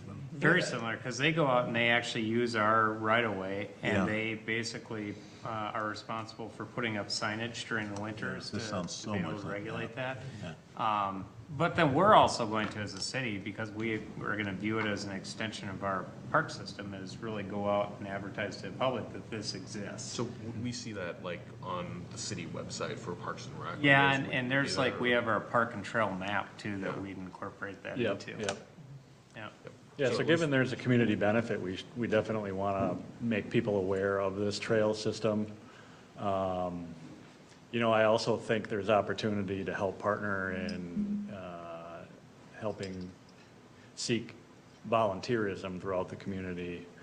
So it's not just falling necessarily on the team per se, but there could be other passionate mountain bikers in the community that would be willing to help. I mean, this is, Yes. this is like a great concept, because one of the other things it also helps reinforce is too, or not reinforce, but it helps sort of facilitate, is that concept of lifetime sports. Because there's a lot of sports, you might play like football or baseball in high school or college or something like that, but most people don't usually carry those sports throughout their lifetime, because you require like a team of people to do.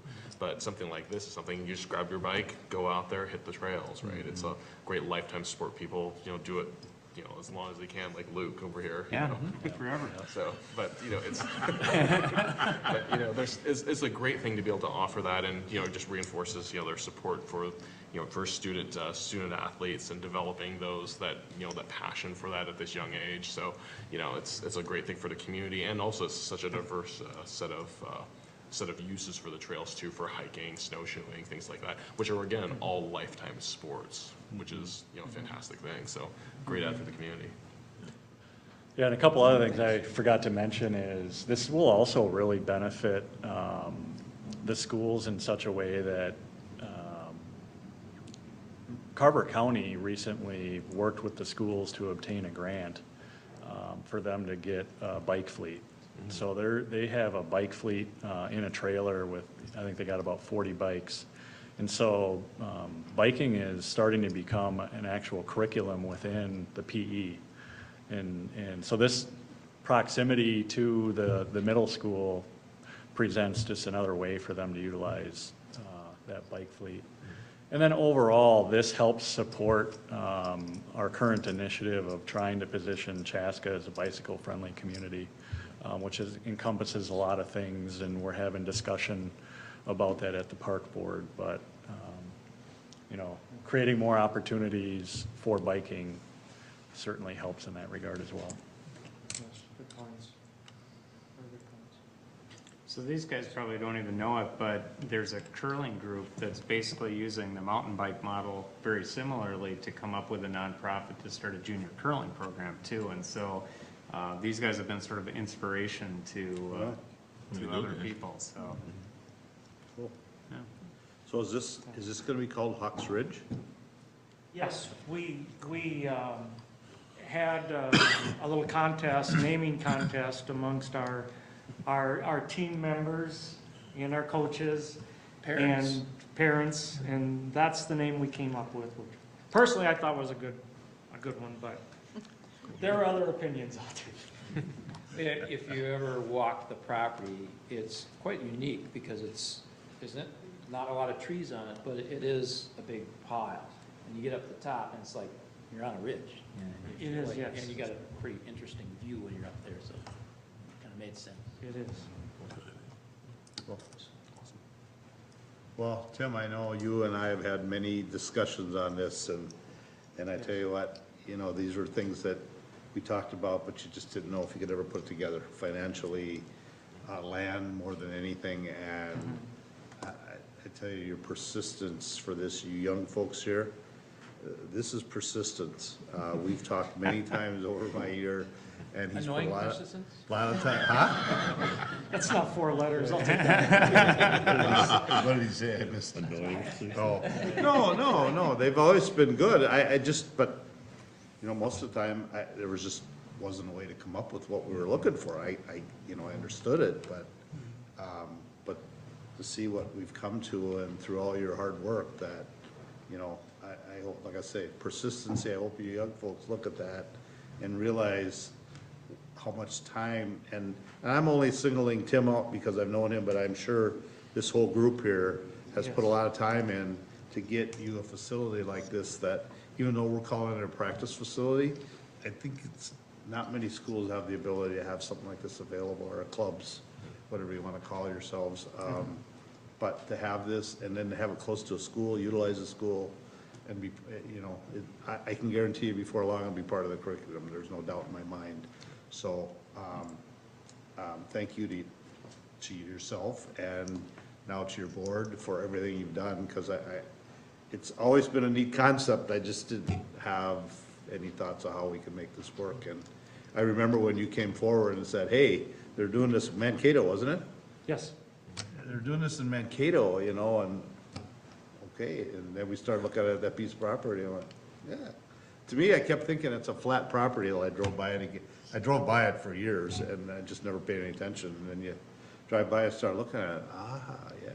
There's some elevation there. Yeah, so, Yeah, we actually, this was one of about 3 properties that we were surveying for this, so we had some other options. But once we walked this one and we realized that, yeah, this has got everything that we needed, and it's so isolated from other housing and stuff like that. I thought, well, we shouldn't be bothering anybody by utilizing this property.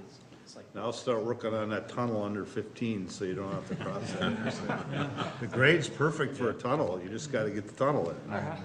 You know, I do want to point out, though, that, you know, this is going to be a practice facility, and that's what the intent is, but we have not lost sight of the potential for looking at a competition facility for, you know, because those end up being destination-type locations, and really one of the places that we very early on talked about with this group that's just not ready yet is out with our Southwest Park here, the Big Woods property that's just to the south.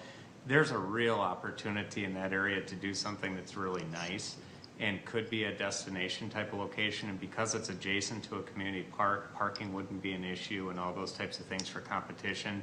This isn't the right site for it, but I think what this does is it sort of starts some momentum to really, as we go into that area, to think about how could we use that park to be a destination for Chaska. All right, any more questions for them? Yes, sir. A few comments here. Absolutely. You're a mountain biker, go ahead. Our grandson and our son are, yes. But I got the first packet from Marshall about 6 months ago, at least 4 months ago, which has a copy of proposed memorandum of understanding with Carver Trails, a copy of a proposed agreement for a limited use permit with the state of Minnesota, and myself and the attorney for Carver Trails have come to a pretty good understanding of what would be in the final memorandum of understanding.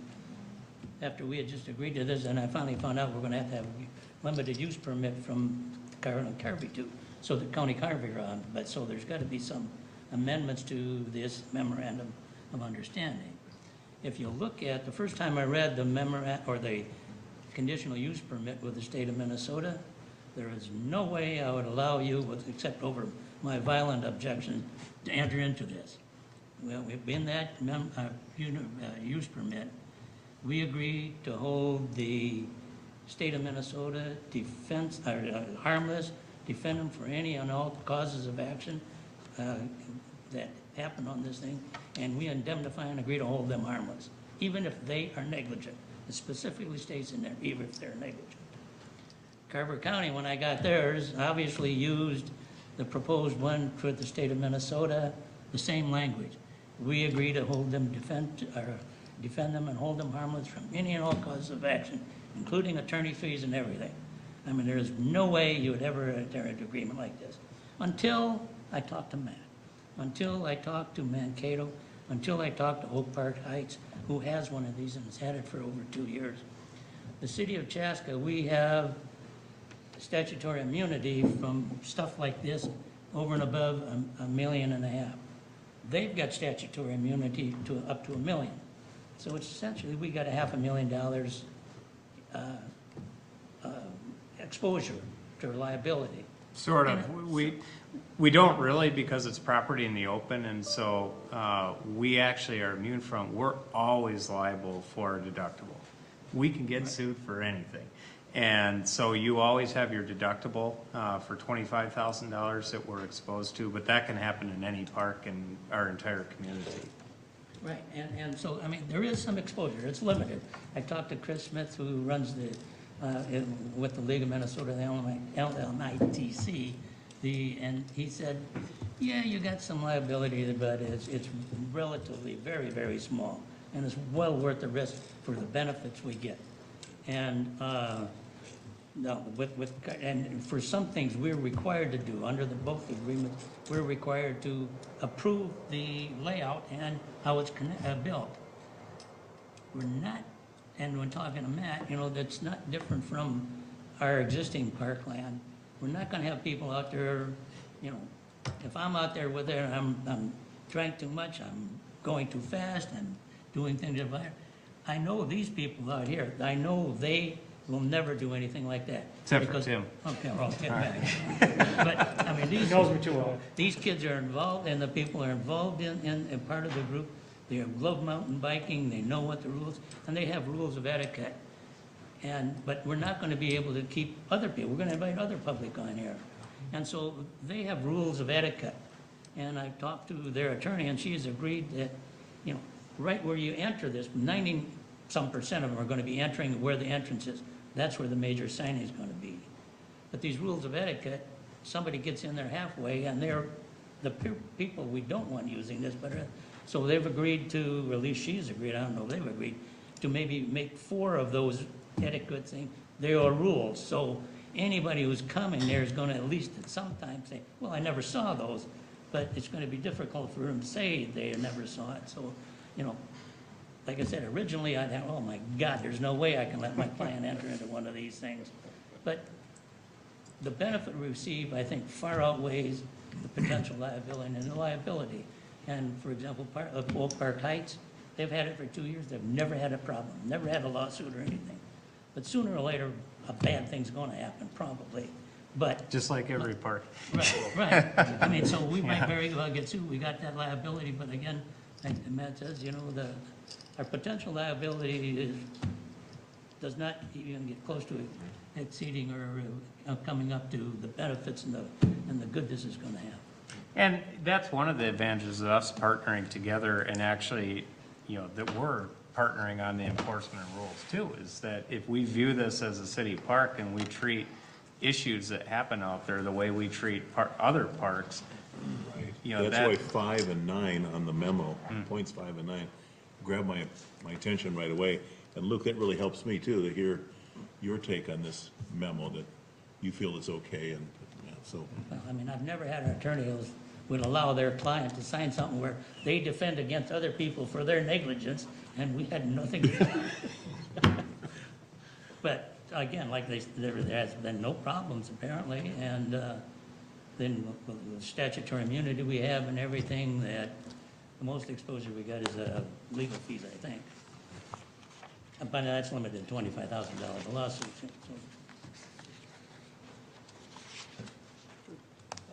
and I don't want to say don't do it, I just want to explain to you that you do have some exposure out there, but, and you're knowingly making this decision, and which is a good decision. We've had exposure out there a long time on the Mammoth Trail. Yep. Well, and, you know, that's one of the things I was talking about with Luke is this is the best situation because we actually have some control over it. The worst situation is actually when we have things that are uncontrolled. And we do have that out on public property that exists north of McKnight Park. And the problem there is you can go, and these guys know this very well, is you can go and you can try to close down trails or take down crossings or things like that. 2 days later, that's right back up again. And so your ability to actually be able to manage that is darn near impossible. And so to me, the thing I really like about this is we have 100 people that are gonna be the eyes and ears out in an area that we're actually designing to be safe to begin with. And will we run into issues? Absolutely.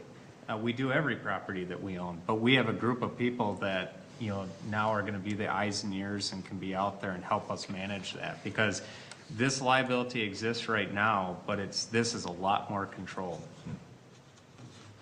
We got our own little police force out there. Yeah. All right, anything else? You guys got anything else? Okay, Thank you. all right. Thank you, everybody. Thank you. Luke especially. So, with that,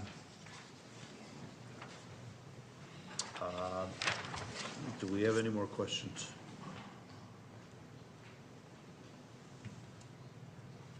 Is that a no?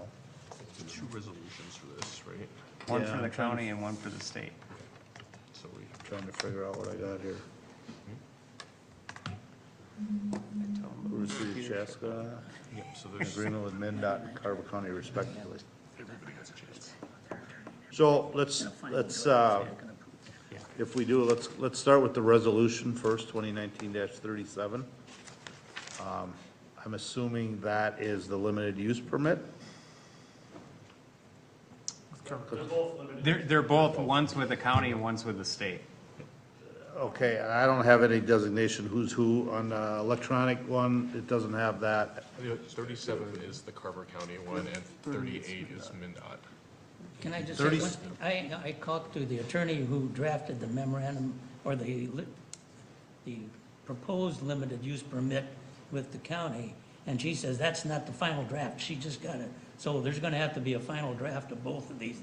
So, I mean, I think the resolution should be something like we pursue and try to get to the final draft, and I'll have a final draft, I think, for the memorandum of understanding by the next council meeting. Well, and the resolutions aren't specific to the They're memo. not, okay. The resolutions are basically what we need to get the limited use permit. Okay. So they're separate from the memorandum. So this is, so the motion would be, is to have is to pass the resolution to move forward with the limited use permit. Yeah.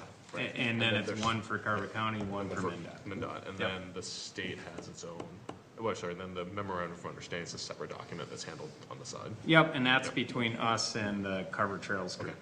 Perfect. So they get to come back. Well, they don't need to come back.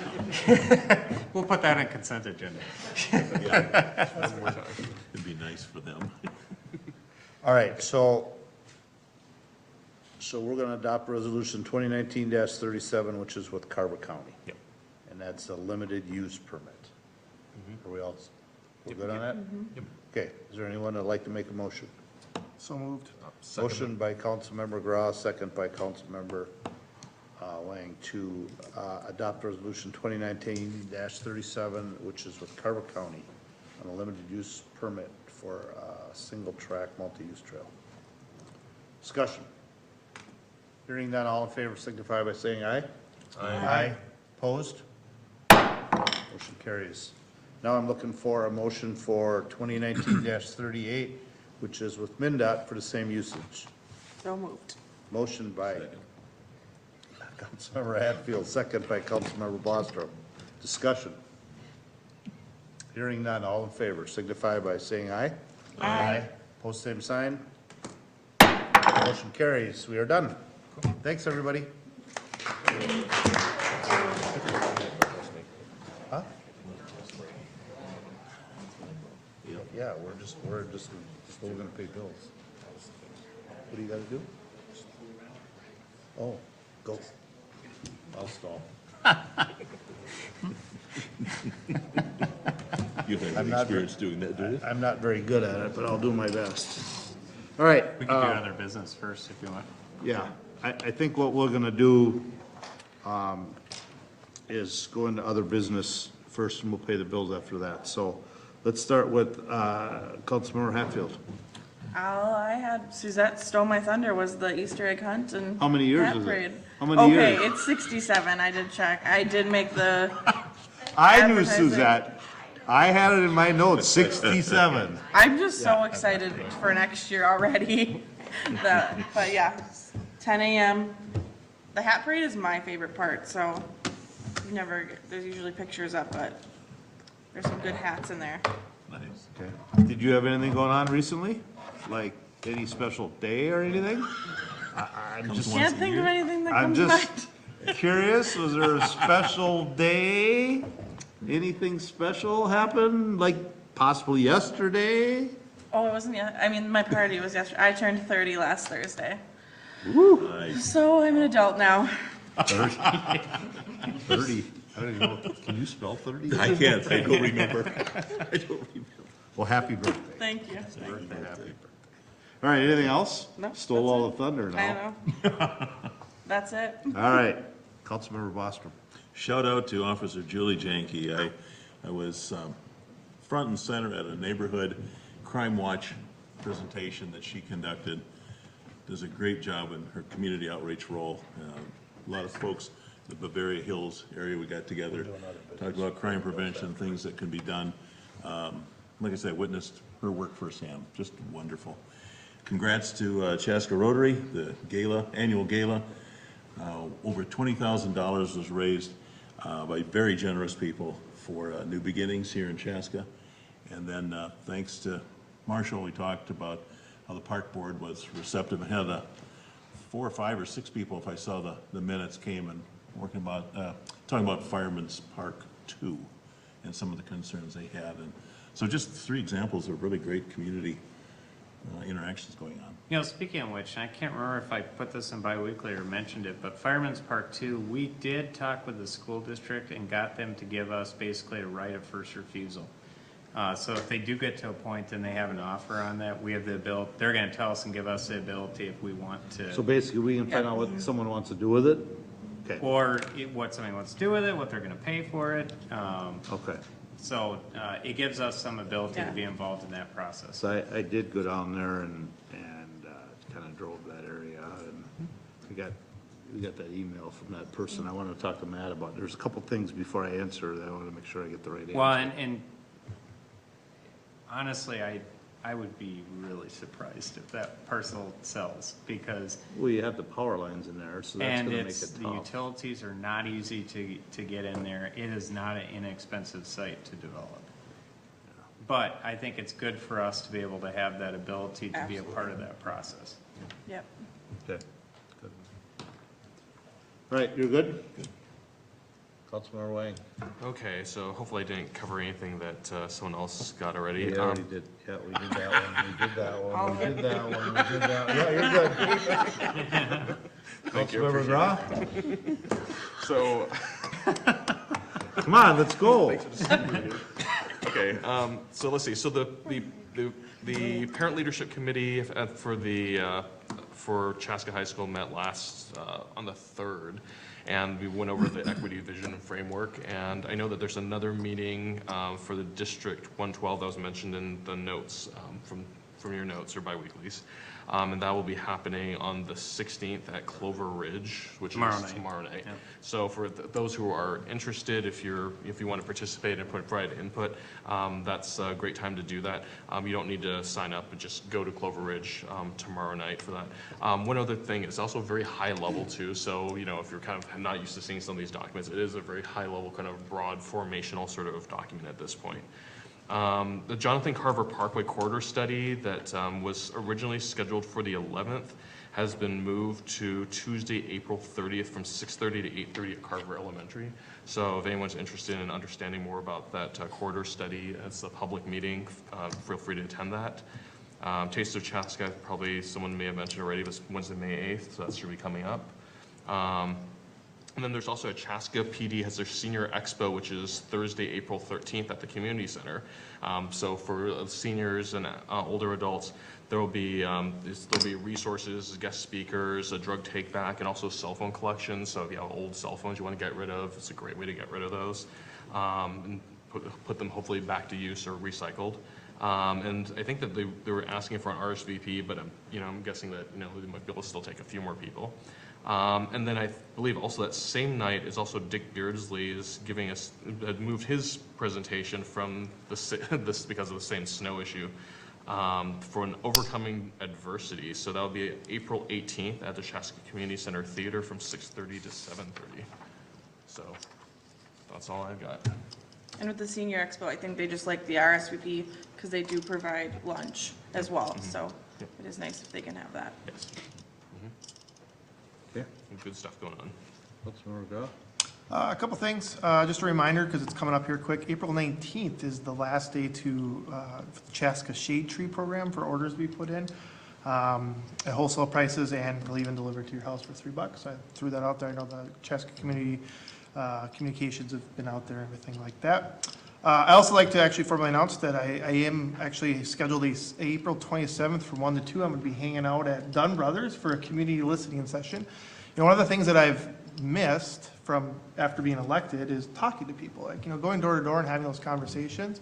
So decided that now that the weather is hopefully improving and people are maybe out and about, just to hang out and maybe quarterly, maybe monthly, to see how successful is just hang out in publicly where I'm at and welcome people to come in and talk to me and love to listen and really just kind of hear what's on people's minds. So What day did you say?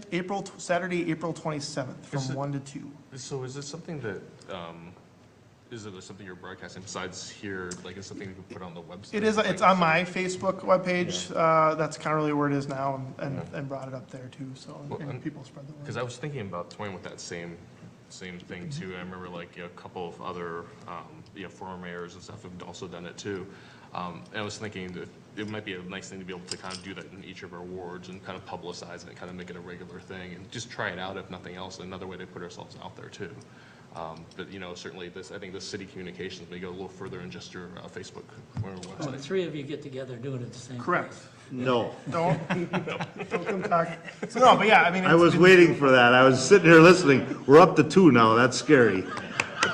No, I just felt that I enjoyed listening and going door to door and having that conversation. going And through sometimes that. it's intimidating to come in here or it doesn't work for your schedule. So hopefully people come, otherwise I'll eat too much or drink too much there. But I just kind of throw that out there. And then lastly, and note that it's really spent a lot of time thinking about over the week was just thoughts and prayers for the family at the Mall of America incident.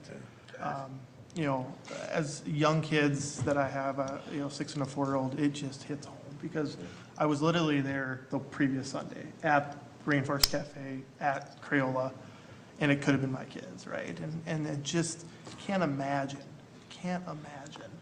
the pain and the sorrow of that family. So, I just remind myself, remind my family, hug your kids, hug your dogs, hug your people you love, tell them you love them, because, just crazy things happen.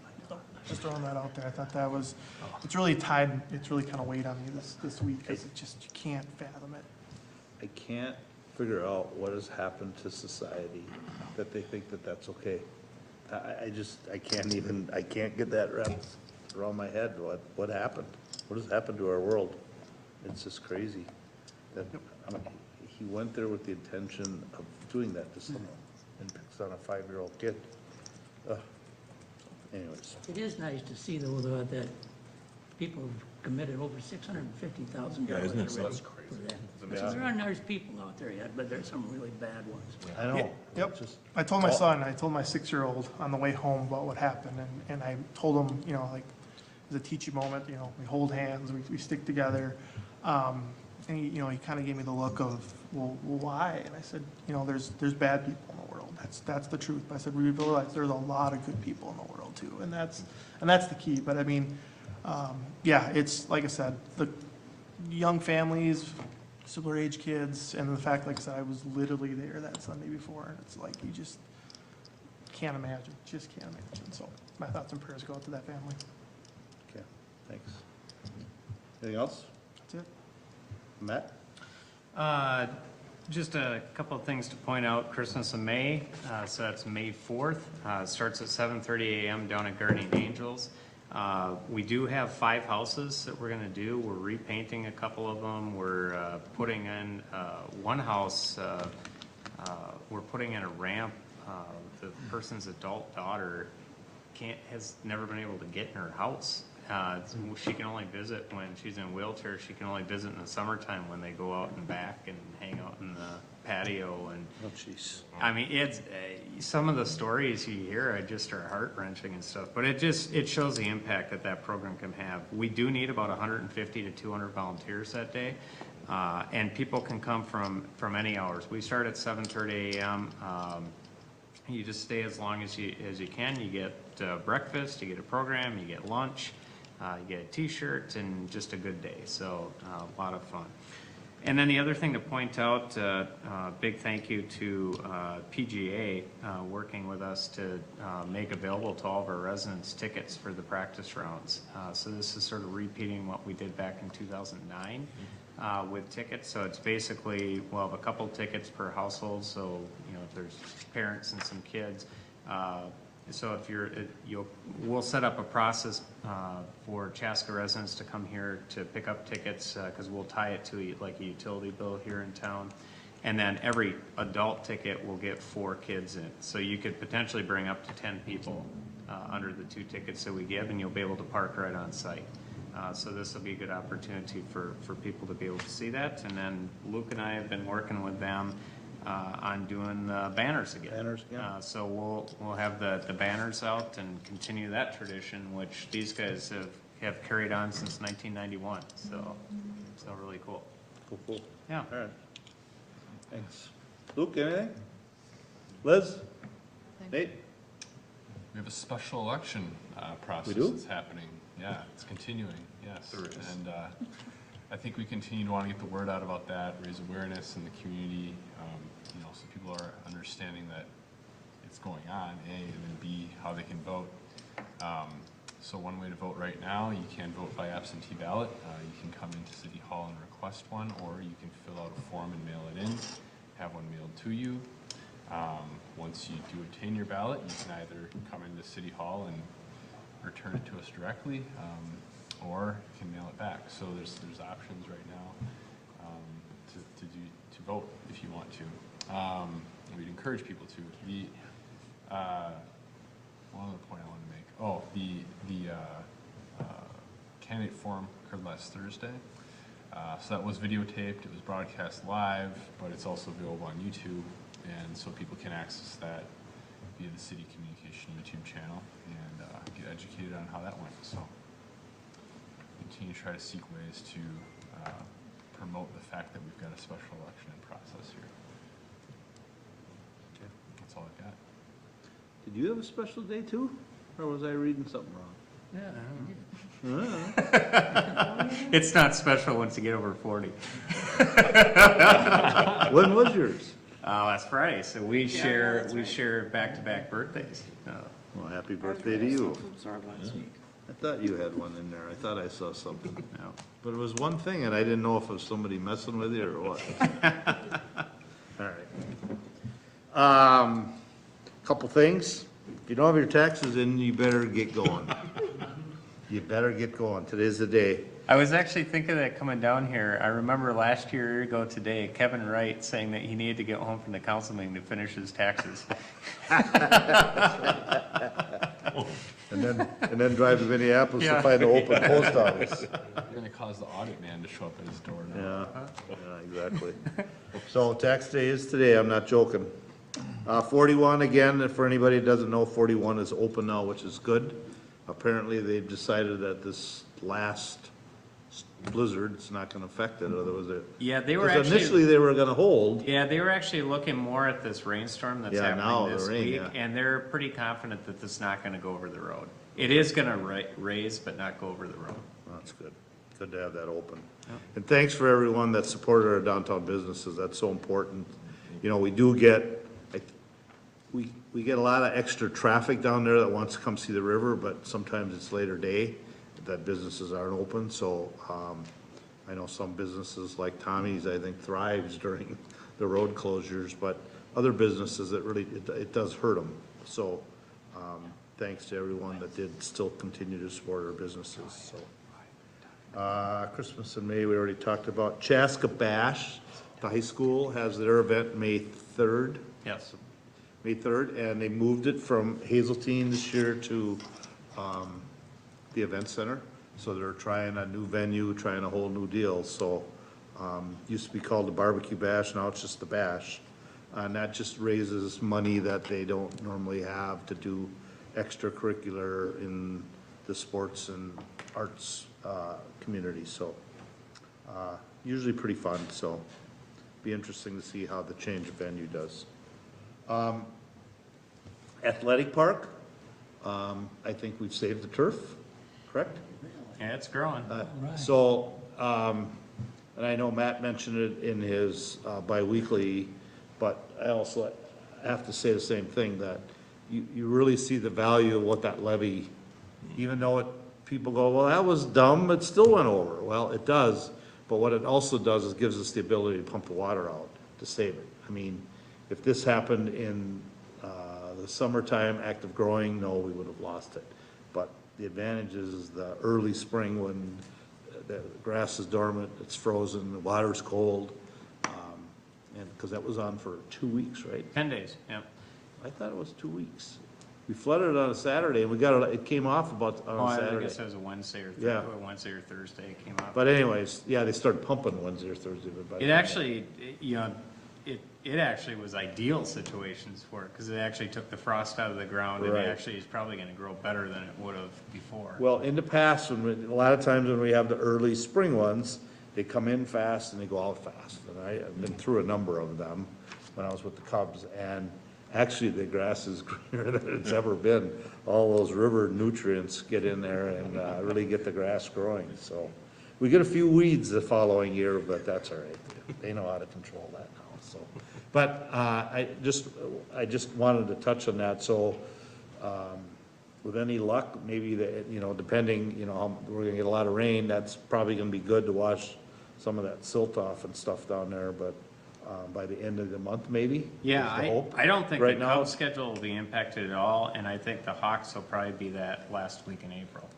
So that's a good thing, but again, it's all dependent on what happens here, but things are drying out, so, big thing. And then, lastly, I just want, Councilmember Bostrom mentioned the Rotary Gala, and Jay Mulno was the recipient of the George Klein Service Above Self Award, and that's been a long-standing award in this community for a long time, and it's gone to some, pretty prominent people and that do a lot of things for this community, or have done a lot of things for this community. And Jay's another one of those guys that's very, very active in the Lions and does a lot of volunteer. He works in the heritage preservation a lot. I think he's on the board, and he was on the Cubs board for many, many years. He's one of those behind-the-scenes guys. Yeah. You don't realize, but he does a ton Yeah. behind the scenes. He went down and figured out what he all did. You'd be surprised. So I just want to congratulate Jay on getting that. So. Anything else from anyone? I think that's it for me. Question. Yep. So Pioneer Trail, it's right now it's a temporary fix on that where the break was. When do you think that permanent fix is going to be in? That is permanent. Oh, no. No, we're actually gonna do this two-phase. We looked at different scenarios, and the one that we came up with that we think is gonna work the best is we're gonna actually have them come in May and actually grind out a section of the road, and then we're not gonna actually have them repave that until after school comes out. once we grind that section, it'll be a lot easier to control. It won't be having to refill in potholes and stuff like that.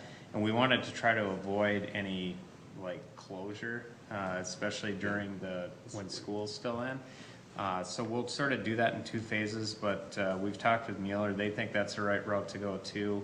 Allows us to keep it going under traffic and then to provide sort of a way to, because it's, the one thing you probably don't see is our water and sewer guys are out there almost every day, filling in, gravel in there. So it's everyday maintenance. So dealing with that first and then coming back in and doing the actual repaving. Okay. Yeah, because I've noticed this keeps getting more rutted up as, you know, the day goes on. Yeah, absolutely. It's tough to drive on. Wait till it rains. It'll just get better. Yeah, yeah. Right. Marshall, seeing you sat through this whole thing, you got anything?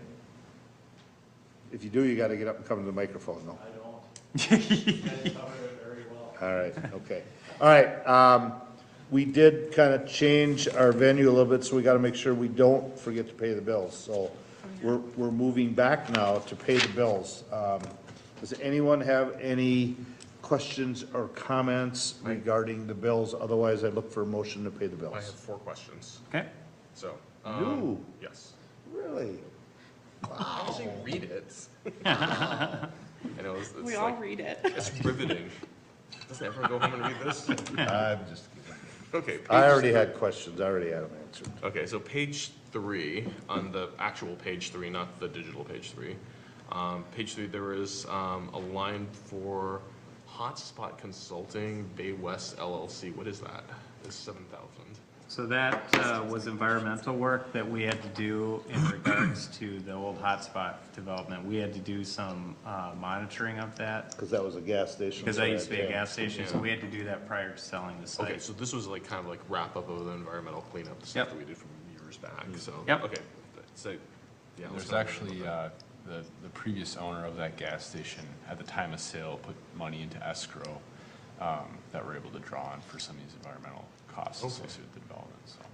So it's not actually taxpayer dollars that went to it. It's I actually. think it was actually like $60,000 they put in escrow, 50, yeah. Yeah. And it was really in case we ran into any environmental issues when we came across. Because they couldn't come up with the paperwork to say they had it done or something, right? Yeah, and it wasn't until they actually went down and actually did some of the, we wanted to make sure we didn't run into surprises. Yes, because old gas stations Yeah. are never fun. Yep. Yeah, all the chemicals and oil and stuff. Page 5, actual page 5, there is a line item, where is that? It's almost near, like, 3rd line from the bottom, it's for like $980 for CCP Industries. What is towels for terminating? Towels for terminating? I couldn't figure out, like, It's a problem with this are we coding like on our whipping thing. like rats or something? Like, Oh, wow. Trying to see where it's actually coded to, Yeah. which would actually, This is one that I wish there was a little bit more, like, descriptive there. Because it's towels for terminating. There's 2 words I never expected yeah, to see. I'd have to check that out. I mean, it could be the golf course. I can't tell where it's actually, which fund it's actually getting paid Okay. from, but I can find that out. Yeah. It's a cleaning supply company. Could be. Let's see, on page 9, on page 9, there's a payment to, what was it called? Energy Management Solutions as a monthly retainer. What do they do for us? So they're the ones that actually manage our energy rebate program, so they're the ones that actually go out. We actually pay them through our dollars that we have to spend on our conservation improvement program through through our electric utility. Yeah. We have to demonstrate that we have a 1.5% of our electrical, that we've reduced our electrical usage by 1.5% each year. Oh. And so they actually help us manage that, and they do it a lot by going out and meeting with companies to get lights retrofitted, They go out to homes and do energy audits. They do, so it's something we advertise through our city webpage and electric, and occasionally we'll put them as flyers in with the utility bills too. Gotcha. So basically, through their work, it basically helps us, reduce our overall city And meet our state requirements too. In terms of net demand, not including new demand, because Yeah, cities exactly. split all So, that. yeah, they look at, yeah, obviously there's gonna be new demand that comes on, but they look at sort of the baseline from the previous year. Right, and then as long as we reduce that, then we meet our energy goals, which keeps our rates lower. Yep, and we not only have to reduce that amount, but we actually have to spend that amount in the program too. So it's a dual requirement. It's actually a huge economic development benefit for a lot of our businesses, because we use it as sort of a tool for, like, if we have a business that's going through an expansion, a lot of times, there's very limited tools that we have to help them with, but this is one of them we can turn to, and it's something we have to do anyway, and we can provide a great benefit to our companies to help them make them more energy efficient long-term. Okay, very cool. Mike, I wanted to jump in on that same page. It was 13,000 to replace a siren. Yep. Just was wondering about. Yeah, so we have, as just part of some our old capital ones. improvement program each year, there's a replacement of sirens when they run into out of their useful life. So we had, I think, 2 sirens this year that are actually in our capital improvement program for replacement. Okay. Yep, so I don't know, they probably have a useful life of 30 years, 25, 30 years. Yeah, some of those first ones were probably that long. Yeah. So basically, we're almost done with it now. We've almost replaced all of them up to new ones, but we still had a couple more left. I just got to thinking June isn't that far away, and Yeah. the weather, and Yep. it's nice to have working sirens. Yep. For sure. Thanks, Mike, for letting me take that. Yep. And then last one I have is page 13. There's is it a payment? Is a payment, not a credit?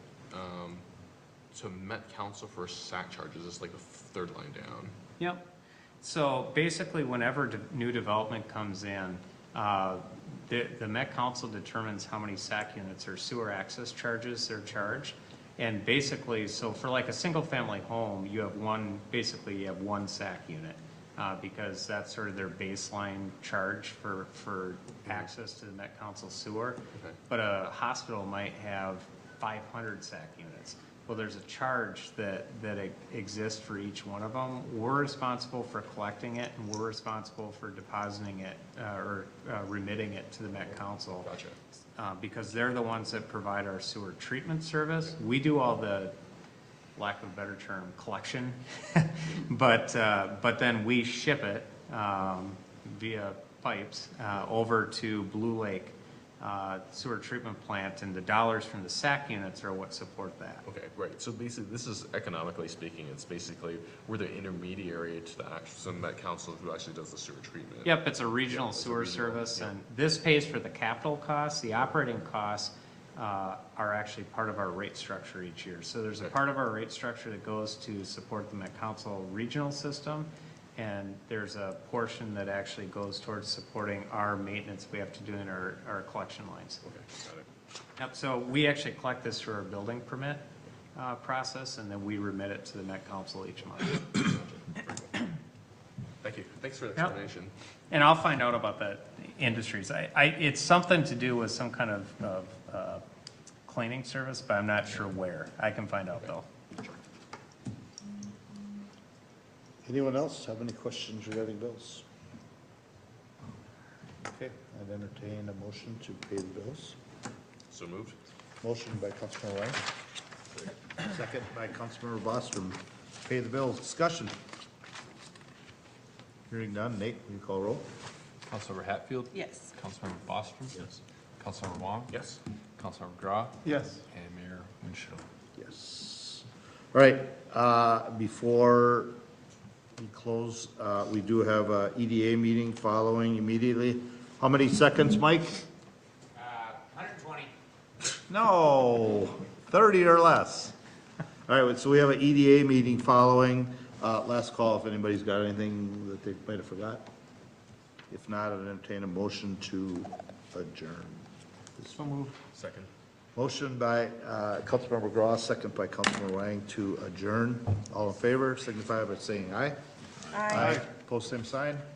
We're adjourned. We'll see you in a couple minutes for an EDA.